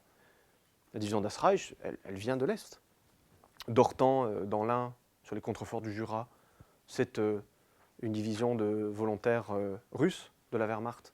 Dans les places, ce sont également des troupes de l'Est qui sévissent dans le Morvan. En Chartreuse aussi, on garde un souvenir assez cuisant du passage de ce qu'on appelle en France les Cosaques, qui sont en fait des volontaires de la Wehrmacht, mais aussi de la SS, puisque la SS, au fur et à mesure, est assez peu regardante sur l'origine ethnique et la qualité raciologique de ces hommes. Donc, faire l'histoire du nazisme pour ça, parce que c'est un phénomène qui n'est pas indifférent, qui interroge l'humain. La question récurrente, c'est comment est-ce que cela a été possible? Comment des hommes peuvent-ils faire cela? Et pourquoi faire l'histoire du nazisme? Enfin, parce que ce n'est pas seulement pourquoi des hommes ont-ils pu faire cela, c'est comment cela a-t-il été possible au cœur de l'Europe, au XXe siècle. À partir d'un pays, je dis bien à partir d'un pays, parce qu'il n'y a pas que les Allemands qui ont été en jeu dans cette histoire, à partir d'un pays qui est le pays le plus alphabétisé au monde, l'Allemagne. Tradition luthérienne oblige. Hein. Pays des prix Nobel, de la science, la grande université allemande. C'est de là que tout est parti.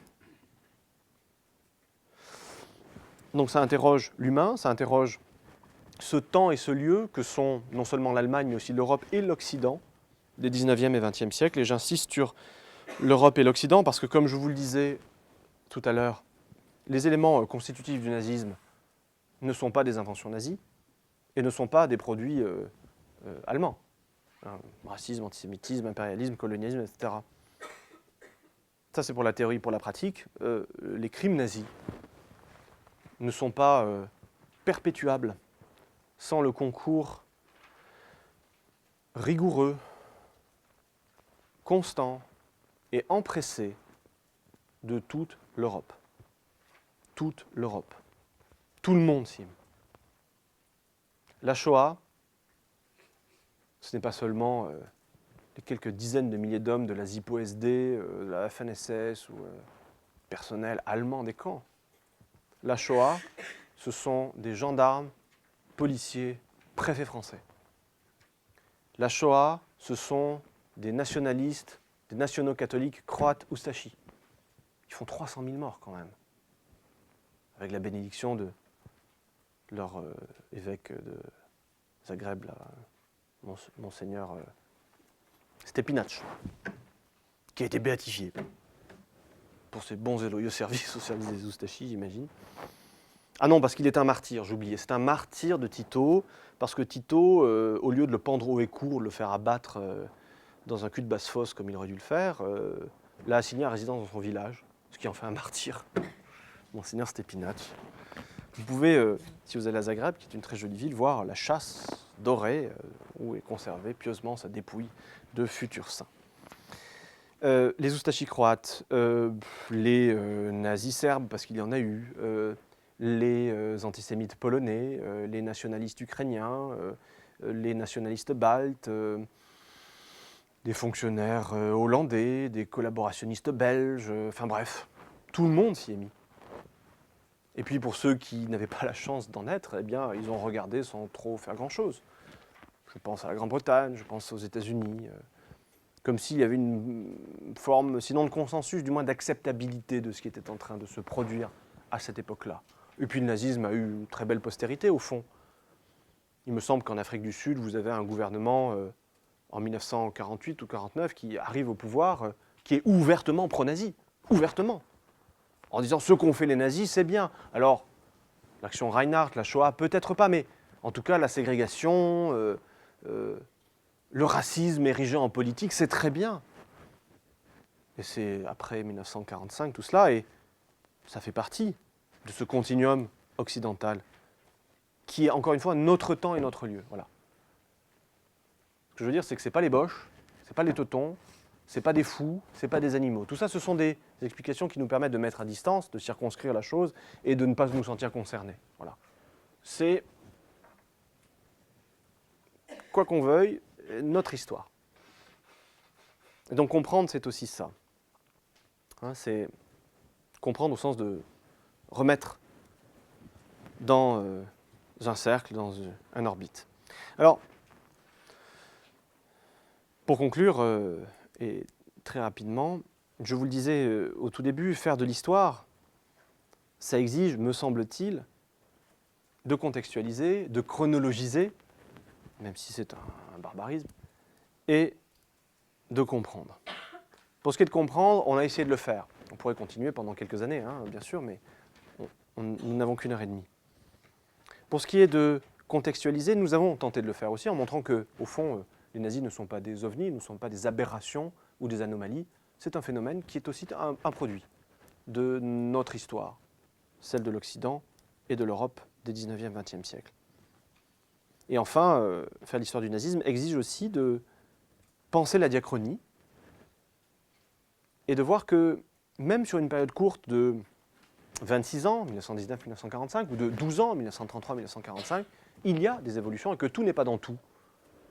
Et qu'on doit se garder, ici comme pour d'autres périodes et d'autres sujets, de faire de la téléologie ou de faire de l'anachronisme. La téléologie, c'est-à-dire considérer que tout est déjà écrit et que tout est contenu dans la matrice du début. Encore une fois, quand on étudie le nazisme, être nazi en 1933, ce n'est pas la même chose qu'être nazi en 1938, il y en a plus d'ailleurs qu'en 1933. Ce n'est pas être nazi en 1940, il y en a beaucoup plus qu'en 1933 et plus qu'en 1938. Ce n'est pas la même chose qu'être nazi en 1943, 1945 ou en 2015. Voilà. Encore une fois, il faut redonner à cette période, même si elle est courte, et même si la perspective qui nous en sépare l'écrase de plus en plus, il faut redéployer le spectre chronologique au risque de faire au risque de mutiler cette histoire. Voilà. Je vous remercie beaucoup pour votre attention et je suis tout à vous pour les questions.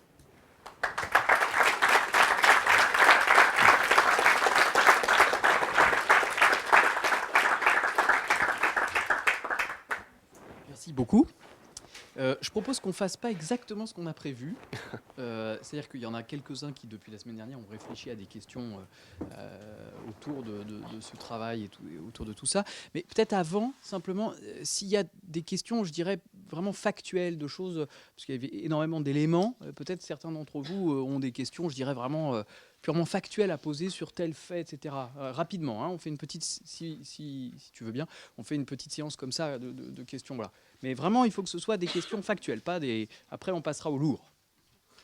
D'abord, merci pour tout ça. Et est-ce que vous avez parlé... Ah oui, il faut parler dans le micro pour que ça enregistre. Même les questions factuelles, il faut quand même les dire dans le micro. Pardon. Donc, vous avez parlé d'un parti dans un gouvernement en Afrique en 49. 48 ou 48, oui. 48. C'était dans quel pays? Ah, oui. C'est le surmoi. Donc, c'était dans quel pays et ouais, oui. Pardon. Oui. C'était dans quel pays? Ça a duré combien de temps? Comment ça s'est terminé? C'est l'apartheid, hein, c'est le régime de l'apartheid qui se prend fin en 1991. Avec la transition démocratique, pardon, et le passage de présidence de Frédéric de Clercq, qui fait partie de ce parti afrikaner, raciste, ségrégationniste, je vais y arriver, et l'élection ensuite de Nelson Mandela à la présidence de l'Afrique du Sud, avec désormais un autre parti, celui de Mandela, l'ANC, qui gouverne l'Afrique du Sud depuis lors. Si vous voulez vous familiariser avec cette histoire, voyez Invictus, le film de Clint Eastwood, avec Matt Damon. Non ? Oui, c'est sur le rugby, donc ça plaît Olivier Cocker. C'est pas sur le foot. D'autres questions de ce type, peut-être, ouais.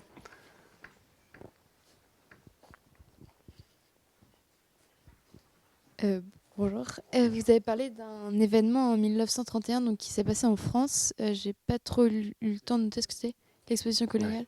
D'accord. Vous avez toute une... la France a décidé de promouvoir son empire dans les années 20 parce que la métropole avait été affaiblie par la guerre, et démographiquement et topographiquement aussi, avec la destruction de départements, etc., départements visés par la guerre. Et la promotion de l'Empire est à l'ordre du jour dans les années 20, ce qui était un peu moins le cas auparavant, et pour permettre à la population française de s'approprier cette thématique impériale. Et donc vous avez deux grands événements qui sont organisés. L'exposition de Marseille en 1930, qui célèbre le centenaire de la conquête de l'Algérie, et l'exposition coloniale de 1931, cette fois-ci non plus à Marseille, mais à Paris, donc à Vincennes, avec la création du zoo de Vincennes à cette occasion-là, qui vient de rouvrir après. Jean-Brice Roland pourrait en parler mieux que moi. Cette exposition coloniale qui a été un succès médiatique et populaire incroyable. Vous en avez encore une trace architecturale qui est le palais de la Porte Dorée, hein, où se trouve aujourd'hui la Cité de l'Immigration, Musée national de l'immigration. Vous avez parlé d'une vidéo qui a été récemment retrouvée Oui. de la petite Élisabeth et non la reine. Non. C'est pour savoir, est-ce qu'il y a des sortes d'amitiés ou de liens qui ont été créés avec l'Allemagne nazie avant qu'elle devienne un peu cette Allemagne avec la Shoah et toutes ces choses-là? Est-ce qu'il y avait des sortes d'amitiés qui cautionnaient ou même qui voulaient suivre ce modèle nazi? Bien sûr.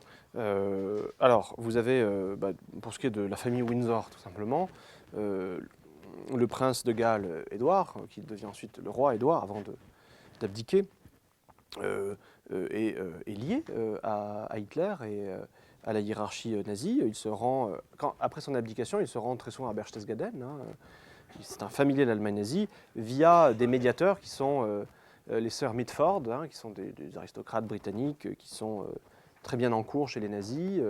Et les nazis d'ailleurs en jouent très bien. Ils attribuent des médailles à ces gens-là. Henry Ford, le grand Henry Ford, hein, le créateur des usines Ford, de la Ford T, ce génie de l'industrie, est décoré de l'ordre de l'aigle, je ne sais pas quoi, enfin bref, une grande décoration nazie, parce que c'est un admirateur ouvertement d'Hitler. Il trouve que c'est très bien.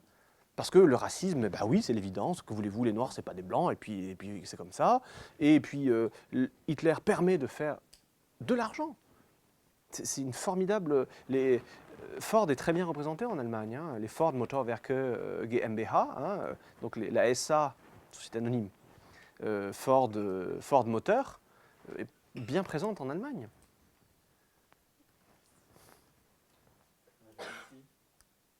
Ça touche aussi la France. Hein. Un exemple, le 6 décembre 1938, donc après les négociations de Munich et puis les accords de Munich, dans le sillage de ces accords de Munich, Georges Bonnet, le ministre français des Affaires étrangères, a décidé de prolonger cette amicale discussion par un traité d'amitié franco-allemand. Quelle bonne idée. Bon. Et donc, Ribbentrop, le ministre des Affaires étrangères, au Troisième Reich, est invité à Paris. Entre-temps, il y a juste eu la nuit de cristal. Hein, mais bon, ça n'a pas remis en cause les cartons d'invitation. Bon. Donc Ribbentrop arrive à Paris. Ribbentrop est un homme qui a fait une partie des études à Grenoble, mon ancienne université.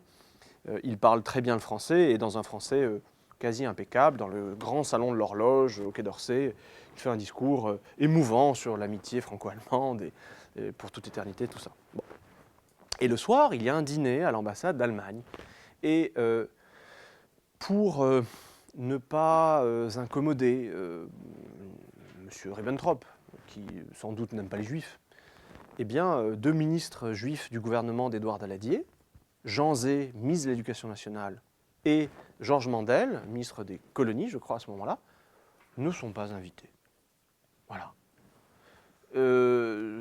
Pour pas vexer Ribbentrop, il pourrait mal le prendre. Ces choses-là, voilà, ça se passe comme ça en Europe à cette époque. On peut discuter, au fond, après tout, avec les nazis à cette époque-là, mais aller jusque-là, là, ça signe une forme d'ignominie morale qui en dit long sur la mentalité des élites de l'époque.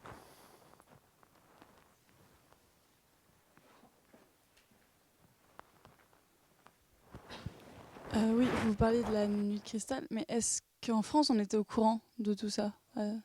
Ah oui, alors ça, alors... Mais systématiquement juste après Oui.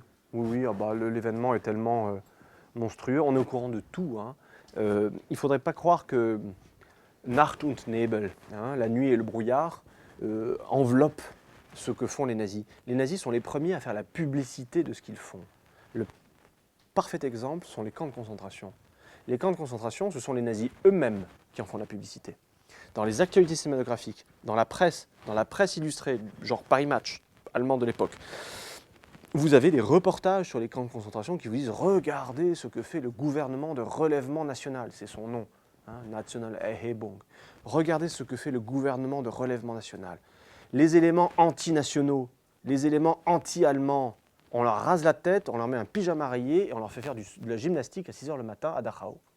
Et ensuite, on les envoie porter des pierres ou couper du bois. Voilà. Et comme ça, on les réintègre à la Volksgemeinschaft, à la communauté du peuple. On les amende. Et ça montre que les nazis sont fiers de ça. C'est une entreprise de régénération nationale. Ils n'ont aucune raison de s'en cacher. Donc ça, c'est parfaitement connu. Ce qui sera moins connu, mais officiellement, mais c'est tellement monstrueux que ça va fuiter, évidemment, c'est les centres de mise à mort, qui ne sont pas les camps de concentration. Mais les camps de concentration, tout le monde est au courant. Les nazis, ils veillent eux-mêmes. Bon. Le boycott du 1er avril 1933 dans les rues allemandes, avec les violences qui émaillent ce boycott, eh bien tout cela fait l'objet d'une couverture de presse. On dit « Regardez, le gouvernement agit contre les Juifs. Formidable !» Et la nuit de cristal, eh bien, elle est présentée comme un acte de légitime défense du peuple allemand lâchement agressé par les Juifs. Je vous rappelle que pour les nazis, Ce sont les Juifs qui attaquent depuis 6000 ans. Hein. J'ai trouvé ça, quand je faisais ma thèse, dans un cours d'histoire dispensé à la SS, 6000 ans de guerre raciale, grand 1, 6000 ans de haine juive. Ce sont les Juifs qui attaquent, bien entendu. Aujourd'hui, vous trouvez ça n'importe où sur les réseaux dits sociaux. Hein. Allez voir Dieudonné, Soral et compagnie, ils vous resservent la même absurdité nazie, c'est la faute des Juifs, c'est bien connu. S'ils sont si puissants, et on se demande pourquoi ils ont été assassinés comme ça aussi facilement. Mais enfin bref, ces gens-là n'en sont pas à une contradiction près. Mais la nuit de cristal, les nazis assument totalement. C'est une réaction légitime selon eux au lâche assassinat du conseiller d'ambassade Ernst vom Rath à Paris par le juif Herschel Greenspan qui voulait protester contre la politique antisémite du Troisième Reich et notamment le sort de sa famille. Légitime défense. Les nazis raisonnent toujours comme ça. Vous avez un chapitre de Mein Kampf qui s'appelle Recht als Notwehr, le droit comme légitime défense. Ils ne font que contre-attaquer, c'est pour ça d'ailleurs qu'ils ne déclarent jamais la guerre, remarquez bien. Seule fois c'est contre les États-Unis, mais c'est en réaction à l'entrée en guerre des États-Unis contre le Japon, mais généralement les nazis attaquent sans déclarer la guerre, parce que pour eux la guerre est toujours déjà déclarée, et qu'ils ne font que se défendre, les pauvres. Le 22 juin 1941, ils ne font qu'anticiper l'attaque imminente de l'odieux judo-bolchevique Staline. Le 10 mai 1940, après tout, ce n'est pas eux qui ont déclaré la guerre, ce sont les autres, le 3 septembre. La Pologne, c'est un acte de légitime défense. C'est la Pologne qui a attaqué, je ne sais pas si vous le saviez, mais voilà. La Gestapo, enfin le SD en l'occurrence, a monté une opération de barbouze dégueulasse dans la nuit du 31 août au 1er septembre. La fausse attaque d'un poste de transmission allemand par des faux Polonais, pour dire. D'où le discours du 1er septembre 1939 au Reichstag, quand Hitler dit « les bombes répondent aux bombes ». On ne fait que se défendre. Constante du discours nazi. C'est eux les victimes. C'est comme ça que ça marche aussi, hein. C'est eux les victimes.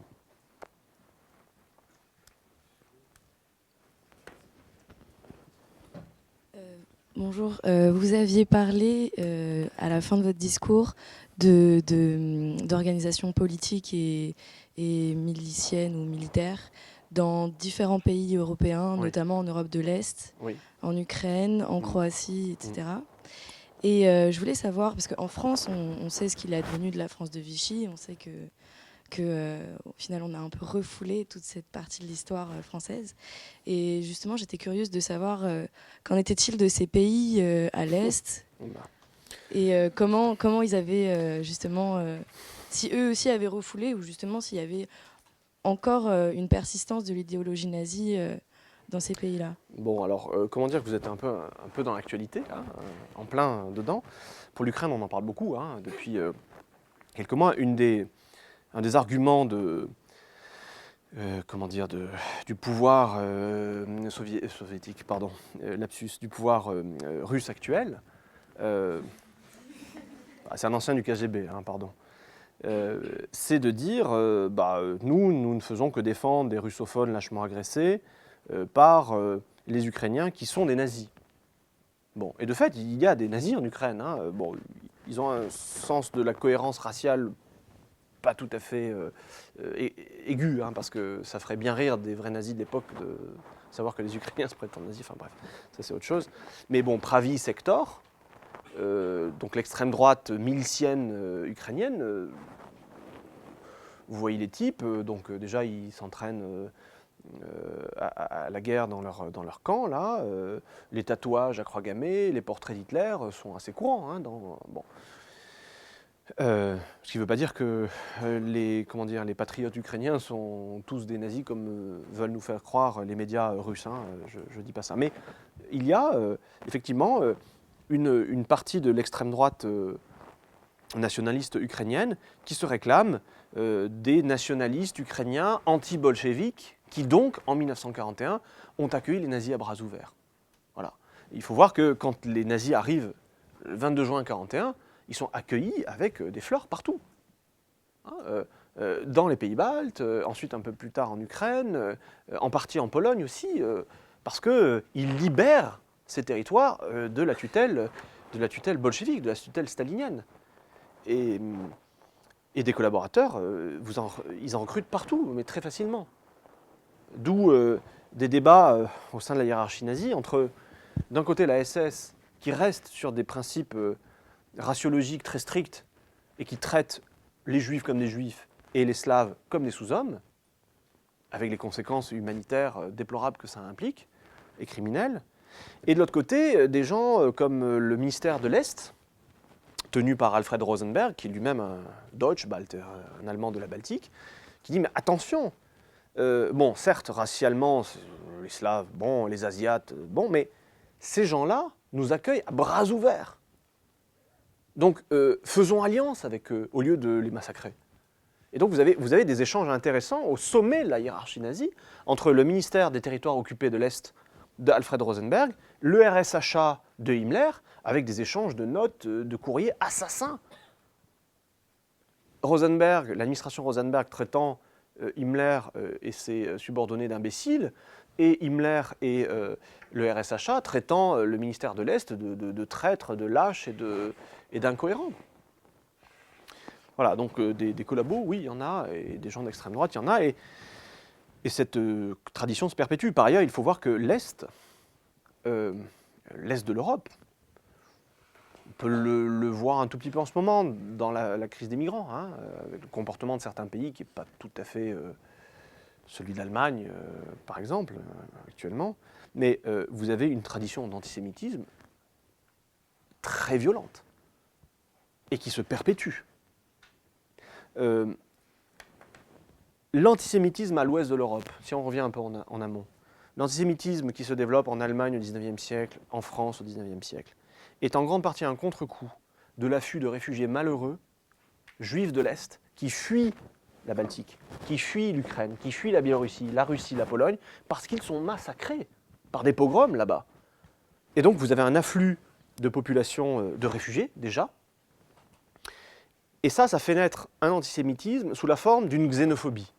En fait, on reproche à ces gens d'être juifs, peut-être, mais surtout d'être pauvres, sales, de parler mal le français ou l'allemand.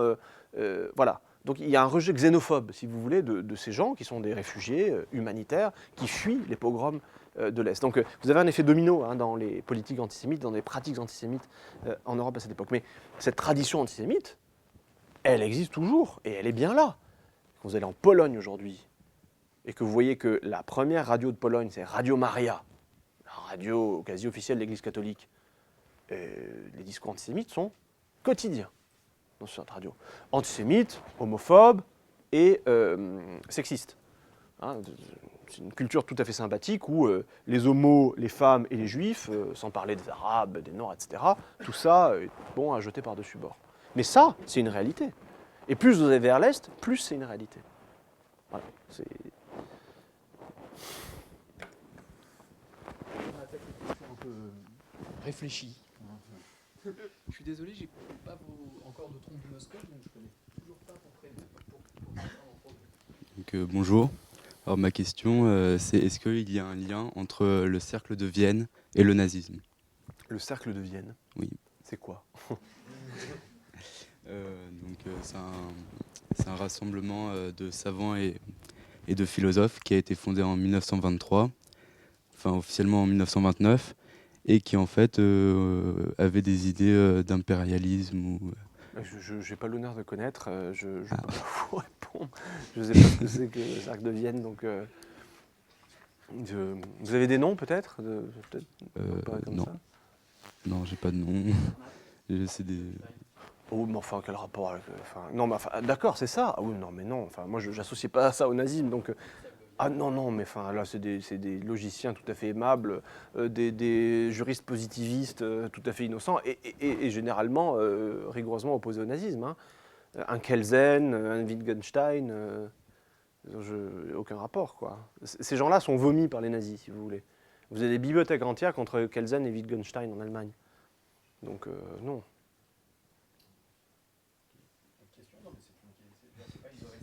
D'accord. J'ai une deuxième question. Dans les années 20, il n'y a pas que des nazis. C'est-à-dire qu'il y a aussi des pensées alternatives qui existent, qui affleurent à la surface culturelle. Mais en l'occurrence, D'accord.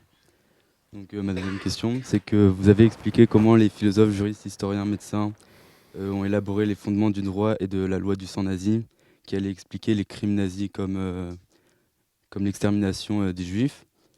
Est-ce qu'on retrouve les mêmes causalités de fondement dans ce droit et dans cette loi du sang dans les mouvements identitaires actuels comme le mouvement Daesh? Alors,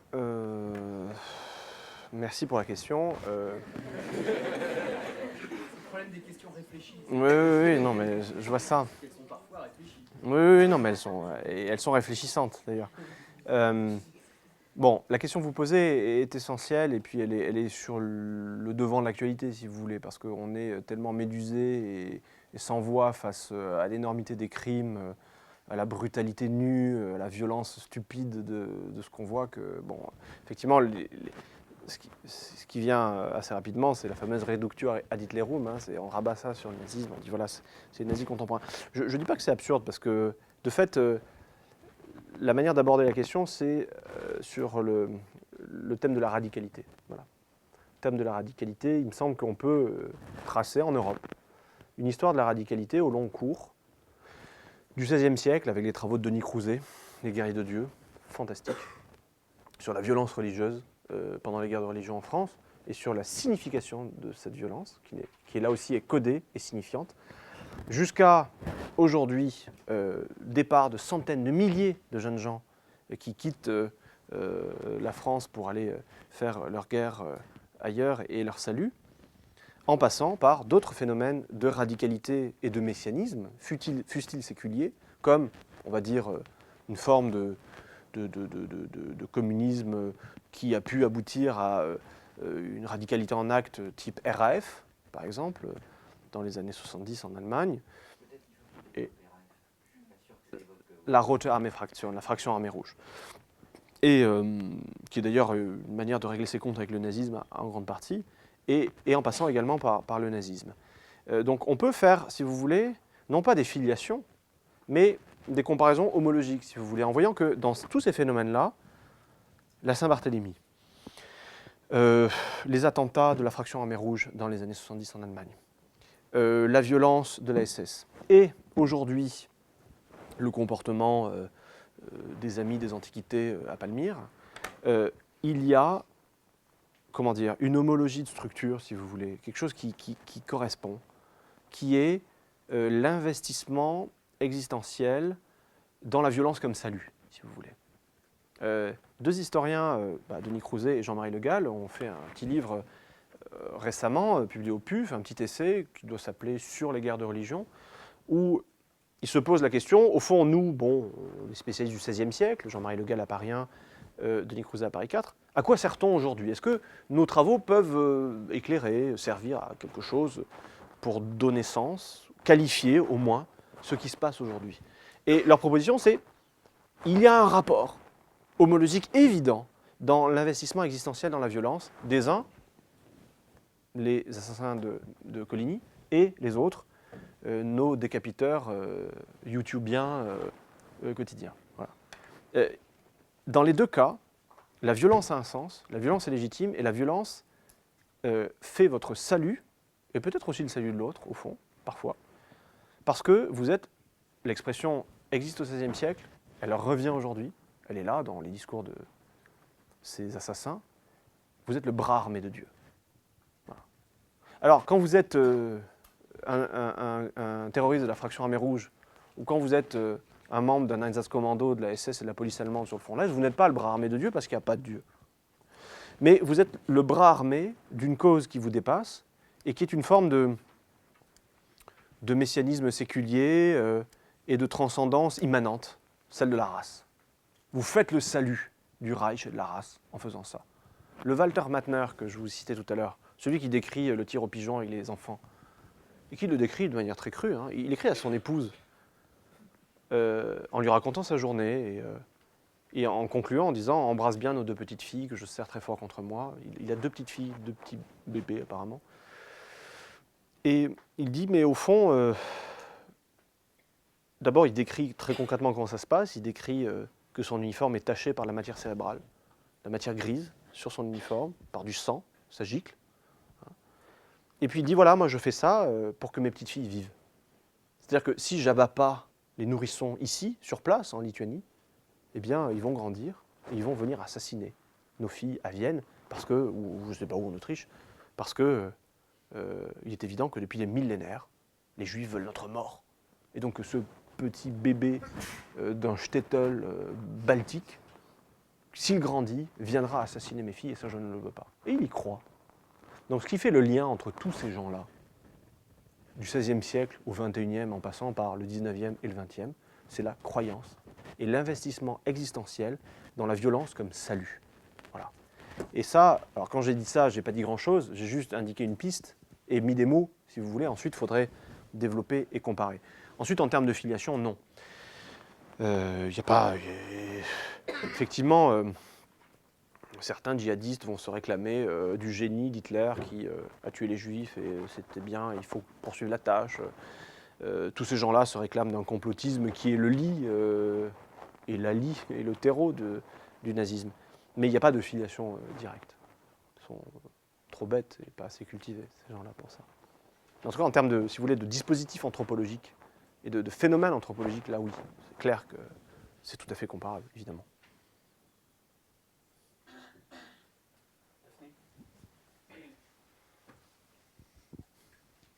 Oui, ce serait pour aborder en fait la question de l'éducation en fait dans le nazisme et puis aussi en fait dans la formation de l'histoire en général. En quoi est-ce qu'on peut dire, je ne sais pas exactement comment le formuler, en quoi est-ce que l'éducation justement peut en fait influencer l'histoire? C'est assez vague. Alors, c'est-à-dire, qu'est-ce que vous voulez dire? C'est-à-dire,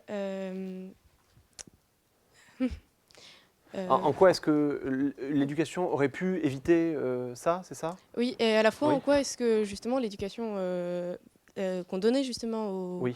aux générations de cette période D'accord. a en même temps, comment dire, ravivé la guerre en fait. D'accord, Enfin, avivé. j'entends bien votre question. J'entends bien. Alors, je vous remercie. D'abord, d'abord, il y a un écueil à éviter, c'est d'avoir une conception mécaniste, si vous voulez, de l'enseignement conduit à, l'endoctrinement conduit à. Bon. Par contre, ce qu'il faut considérer, c'est le contexte culturel de l'époque. Et alors moi, c'est la question que vous posez, je me la suis posée moi quand je faisais ma thèse. Bon, voilà, j'étais un jeune doctorant, j'avais suivi un cursus d'humanité, hein, Henri IV, à l'école normale, bon.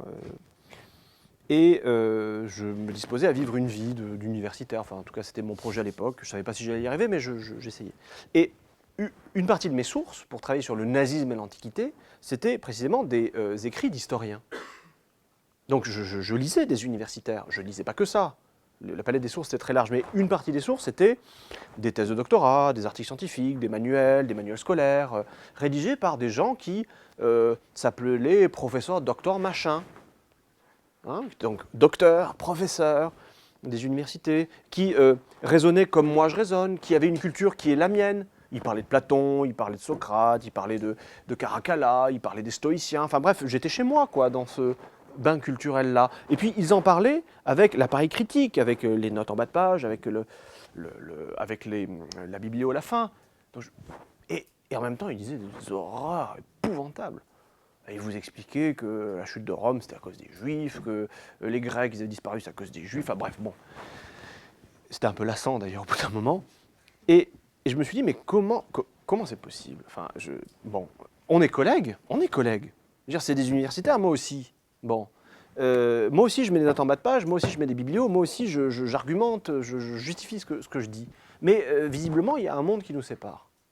Et ce monde-là, c'est que moi, je suis un citoyen, en gros, de l'Europe et de l'Occident des années 80, 90, 2000, 2010.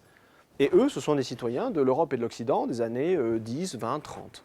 C'est-à-dire une époque où l'université allemande et européenne, dans d'autres pays d'Europe et aux États-Unis, n'est pas du tout l'université d'aujourd'hui. Pour aller vite et être caricatural, en gros, quand vous êtes prof de fac aujourd'hui, vous êtes à gauche. Voilà.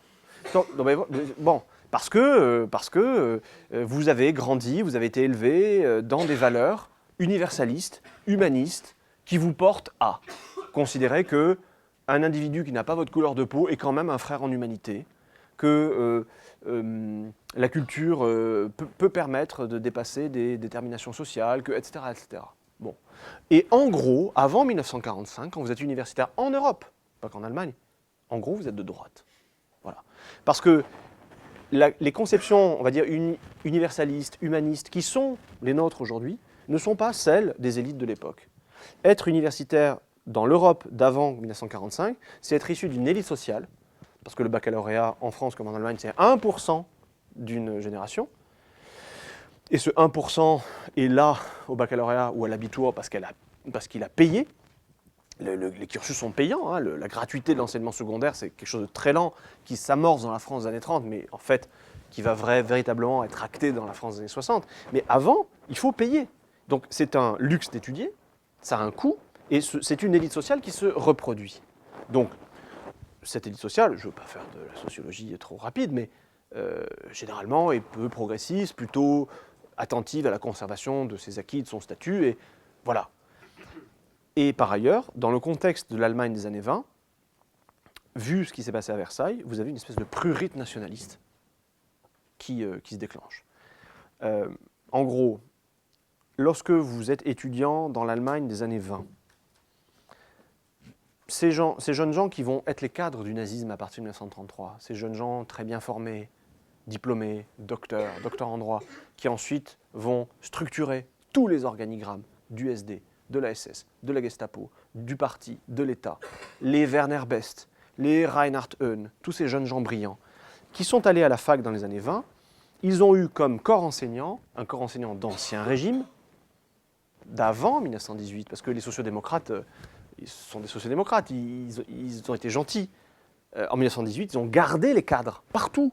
Les cadres administratifs, les cadres militaires, les cadres universitaires, rien n'a bougé en Allemagne avec la révolution de 1918. Et à la fac, vous avez des profs d'ancien régime qui vous enseignent quoi lorsque vous allez suivre un cours de droit constitutionnel? Eh bien que la Constitution de Weimar est l'œuvre du diable, l'œuvre des Juifs, l'importation de l'étranger, fondée sur des valeurs non allemandes, et qu'il faut brûler en place publique cette Constitution. Voilà ce qu'enseigne un professeur à l'université en cours de droit constit, en gros. Les Werner Best, qui deviennent les créateurs de la Gestapo à partir de 1933, sont allés à la fac et ont fait des études de droit dans ces conditions-là. Donc, ce que je veux dire, c'est qu'il n'y a pas eu un enseignement qui a été pensé pour transformer les gens en machines à tuer, mais il y a un contexte culturel, cognitif, épistémologique, général, qui a rendu pensable, acceptable, voire souhaitable et désirable des idées et des actes qui ne sont pas les nôtres et qui ne font pas sens pour nous. Voilà.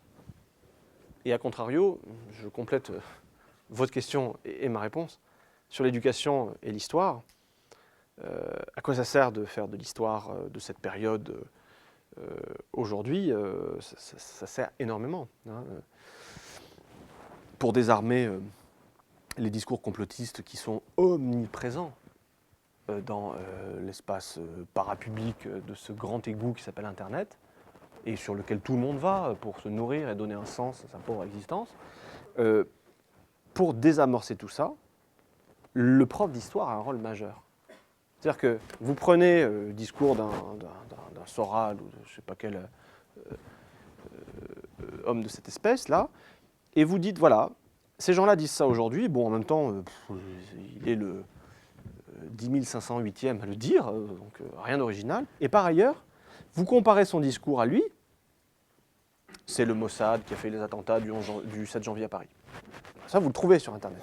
De même que c'est les Américains qui ont fait péter leur tour le 11 septembre. Ça aussi, vous l'avez sur Internet. Bon.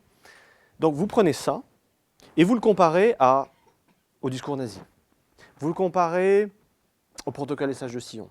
Vous le comparez à ce qui circule au Moyen-Âge, au moment de la Grande Peste, sur les lépreux. Les lépreux qui empoisonnent les puits. Pourquoi il y a la Grande Peste? C'est simple. Il y a les lépreux qui sont allés balancer une partie de leurs mains au fond des puits et ça a empoisonné tout. Et ils se sont vengés en voulant exterminer tout le monde. Et là, vous arrivez à désamorcer le truc en montrant que ces discours-là sont absurdes et récurrents. Le coup des lépreux, c'est formidable. Quand c'est les juifs, personne ne rigole. Mais les lépreux, vous voyez, vous avez rigolé. C'est intéressant, ça. Les juifs, c'est plausible. Les lépreux, ça c'est quand même... Non, arrêtez, les lépreux, non, faut pas déconner quand même. Donc là, Voilà, on fait quelque chose. Et en contextualisant chacun de ces discours complotistes, vous montrez que, comme par hasard, c'est comme les apparitions de la Vierge, hein, comme par hasard, ça surgit dans un grand moment de traumatisme social inexplicable. La Grande Peste, cataclysme sans précédent. La Révolution française, cataclysme pour beaucoup quand même. La Révolution bolchevisme, cataclysme pour beaucoup, etc., etc. À chaque fois qu'un événement socialement traumatisant se produit, massif, bam, vous avez du discours complotiste. Jusqu'au 11 septembre, jusqu'au 7 janvier, si vous voulez.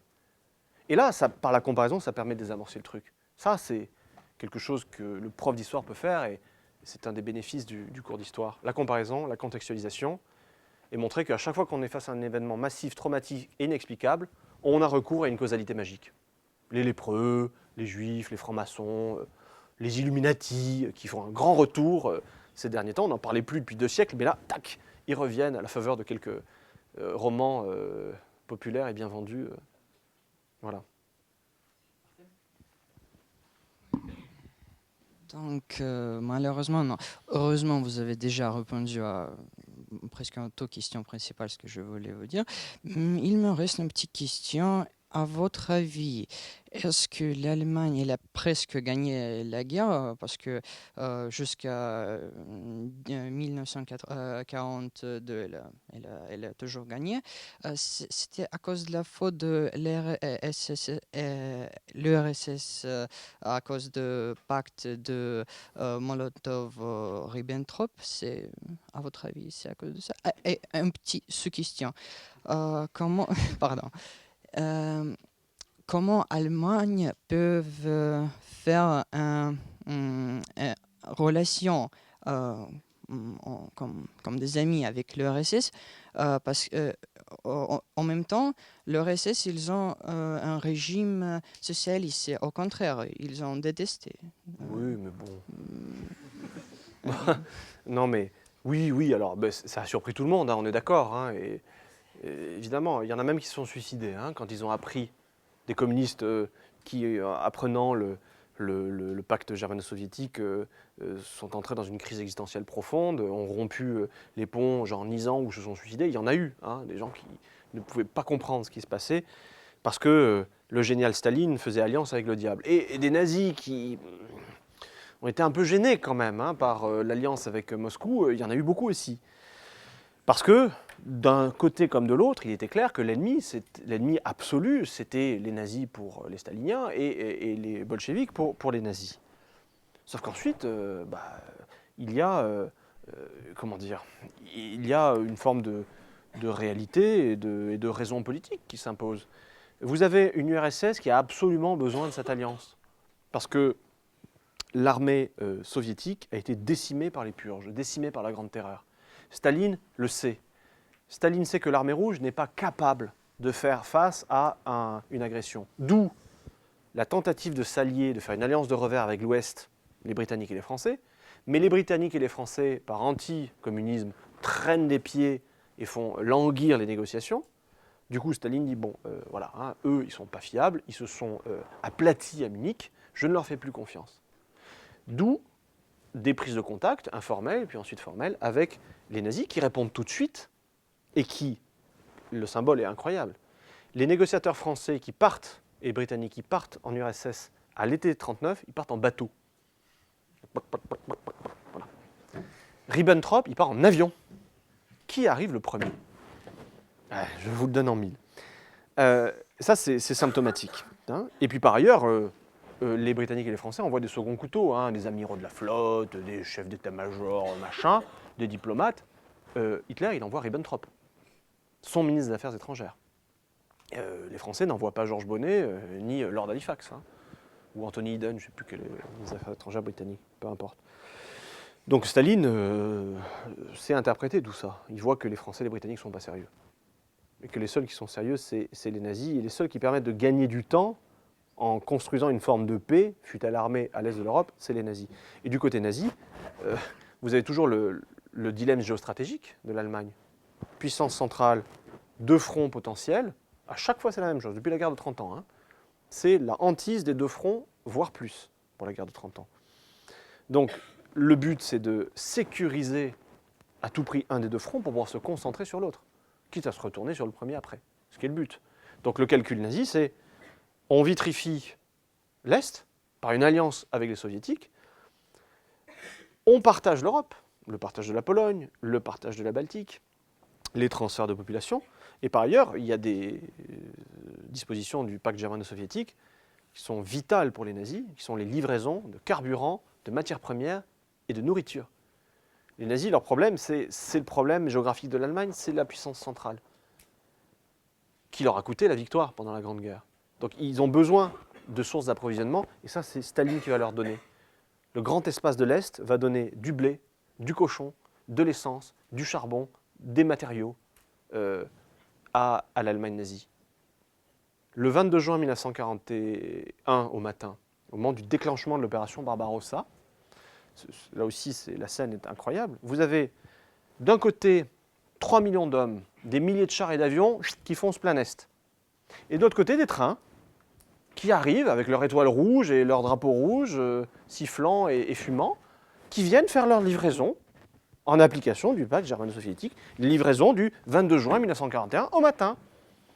Parce que, voilà, on applique le traité, donc c'est des scènes incroyables. Vous avez la Wehrmacht qui va dans un sens, le train soviétique de l'autre, et puis qu'est-ce qu'ils font là? D'autres qui se regardent, mais bon, ah oui. Voilà. Est-ce qu'il y a une justification intellectuelle ou Oui. Au pacte Molotov-Ribbentrop? Absolument. C'est ça, ça fait une torsion. Alors, la justification du côté soviétique, c'est guerre aux impérialistes plutocrates, c'est-à-dire les fauteurs de guerre, ce sont les Britanniques capitalistes et les Français valets des capitalistes britanniques. Donc on reste cohérent, on combat les capitalistes. Et puis après tout, le Troisième Reich, c'est national-socialiste, les ouvriers sont heureux, et puis voilà. Et du côté nazi, c'est guerre aux fauteurs de guerre, guerre de défense contre les Juifs et contre les capitalistes plutocrates, essentiellement britanniques. D'où des choses un peu surprenantes et voire douloureuses pour l'histoire du mouvement ouvrier français, ces tracts qui, en juin 1940, à Paris, appellent l'ouvrier français, au nom du Parti communiste, toujours clandestin à ce moment-là, qui va d'ailleurs le rester, malgré les tentatives de négociation avec l'occupant allemand, ces tracts communistes français qui appellent l'ouvrier français à fraterniser avec son frère soldat allemand dans cette grande guerre des peuples contre les plutocrates. Voilà. Donc il y a toujours moyen, un peu de dialectique permet de se sauver de bien de situations. Janice ?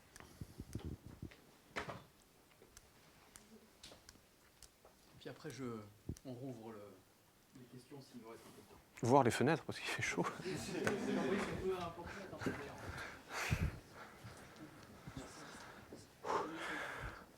Bonjour. En fait, vous avez déjà plus ou moins répondu à ma question. Elle n'est pas trop réfléchie, mais c'était de savoir pourquoi, en fait, personnellement, vous avez choisi de faire l'histoire du nazisme. Est-ce qu'il y a eu un événement ou je ne sais pas, quelque chose qui a vraiment arrêté votre choix là-dessus?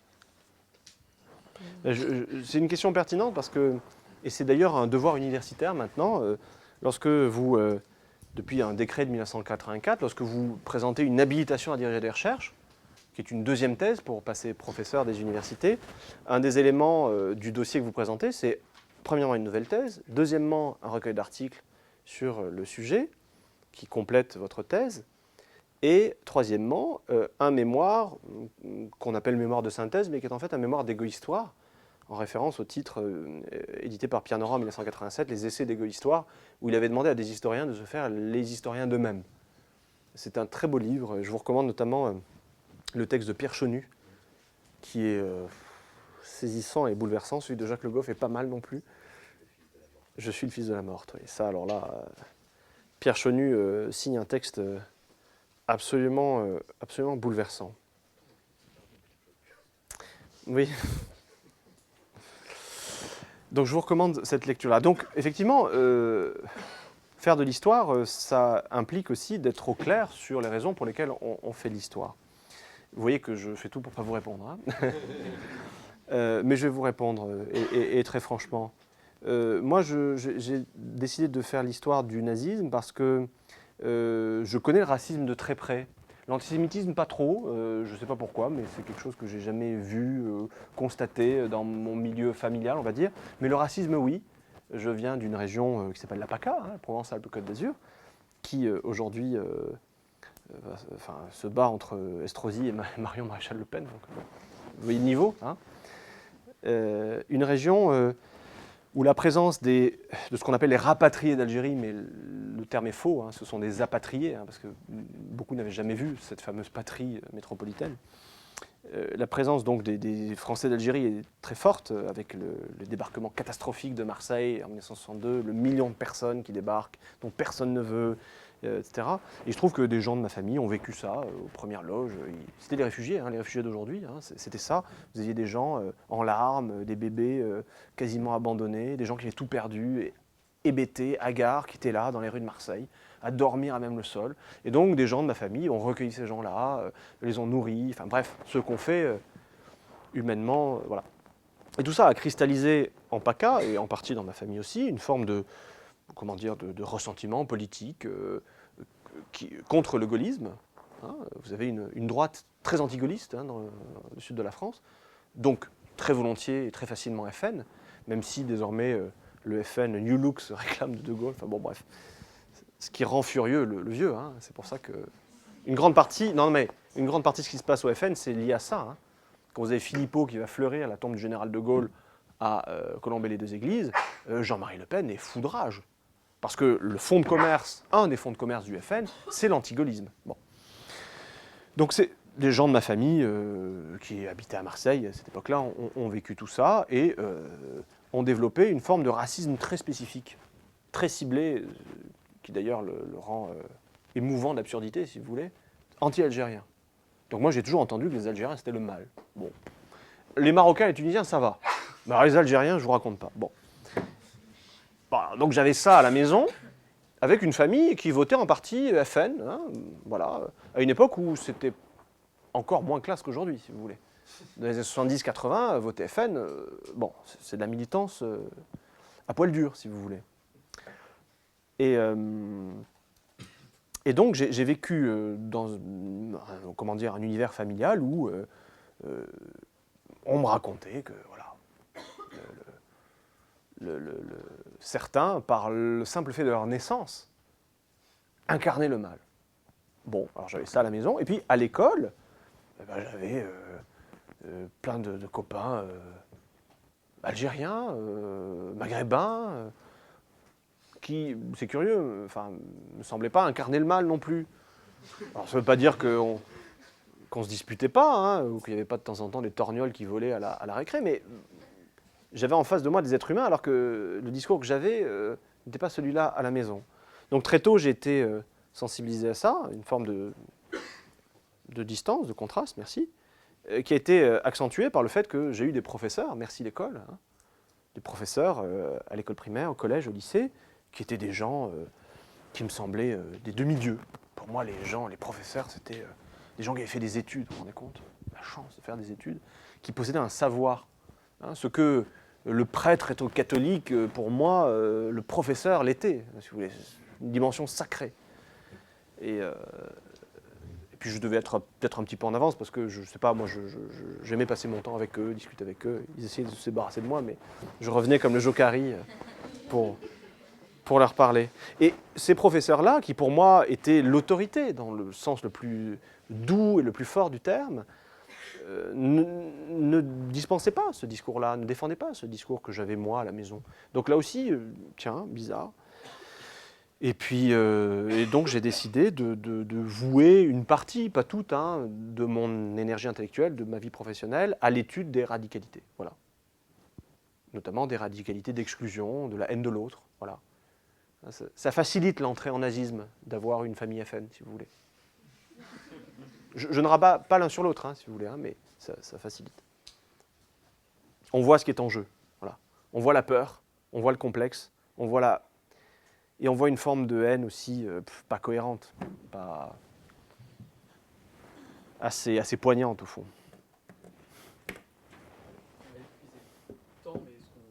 Et le conférencier.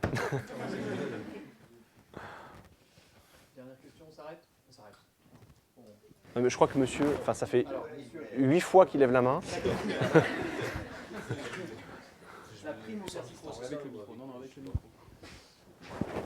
Oui, donc, oui, donc bonjour. Moi, j'avais une question plus d'ordre personnel. Je voulais savoir si vous n'êtes pas sorti de votre cadre d'historien en faisant ces recherches sur le nazisme.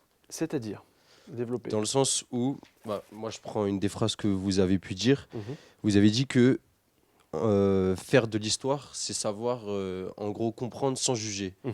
Mais moi, dans ce que j'entends, bien sûr, il y a un parti pris qui est de votre part, Oui. bien qu'on ne peut qu'en avoir qu'un seul de parti pris par de tels massacres. Mais justement, est-ce que ce n'est pas le rôle de l'historien de savoir objectiver au plus profond de cette affaire? Oh bah vous savez, c'est gentil de me faire ce reproche-là parce que Non, c'est pas on une pourrait me faire le reproche. reproche Non, inverse. non, c'est Non, pas- mais je vous remercie parce que ça me rassure. En gros, vous êtes en train de me dire, vous avez un parti pris contre les nazis qui est quand même. Non, mais Hein c'est logique. Bon. Non, mais... C'est pas bien, monsieur. Non, mais je vous remercie parce que ça me rassure en fait. En tant qu'historien, je veux dire. Oui, non, mais Ah, je vous remercie vraiment parce que vous me rassurez. Parce que non, mais je plaisantais, mais le fond est très sérieux. La démarche, on va dire culturaliste, qui est une démarche compréhensive, c'est-à-dire pénétrer un univers mental, pénétrer un univers de sens de l'intérieur avec ses propres catégories, qui est une démarche internaliste, qui se traduit ensuite par un style littéraire, un style d'exposition au discours indirect libre, où vous faites parler les gens. Alors, il y a plein de gens qui... Ça m'est arrivé en soutenance d'HDR, tu étais là, Olivier, présidente du jury, à un moment on dit mais enfin, c'est terrible ce qu'on lit, et puis on ne sait plus trop où vous êtes, parce que il parle à travers vous. Ben oui, il parle à travers moi, je présente, voilà. Et donc, comment dire, pas le reproche, mais peut-être l'insinuation sous-jacente, c'est enfin quand même, avec les nazis, la démarche compréhensive, culturaliste, attention quoi, hein, parce qu'on pourrait soupçonner que on ne sait pas très bien où vous êtes. Bon, vous me rassurez en me disant que vous savez très bien où je suis, donc moi je le savais hein, déjà, mais bon. Non, mais ça me rassure quoi. Merci. Merci beaucoup. Merci.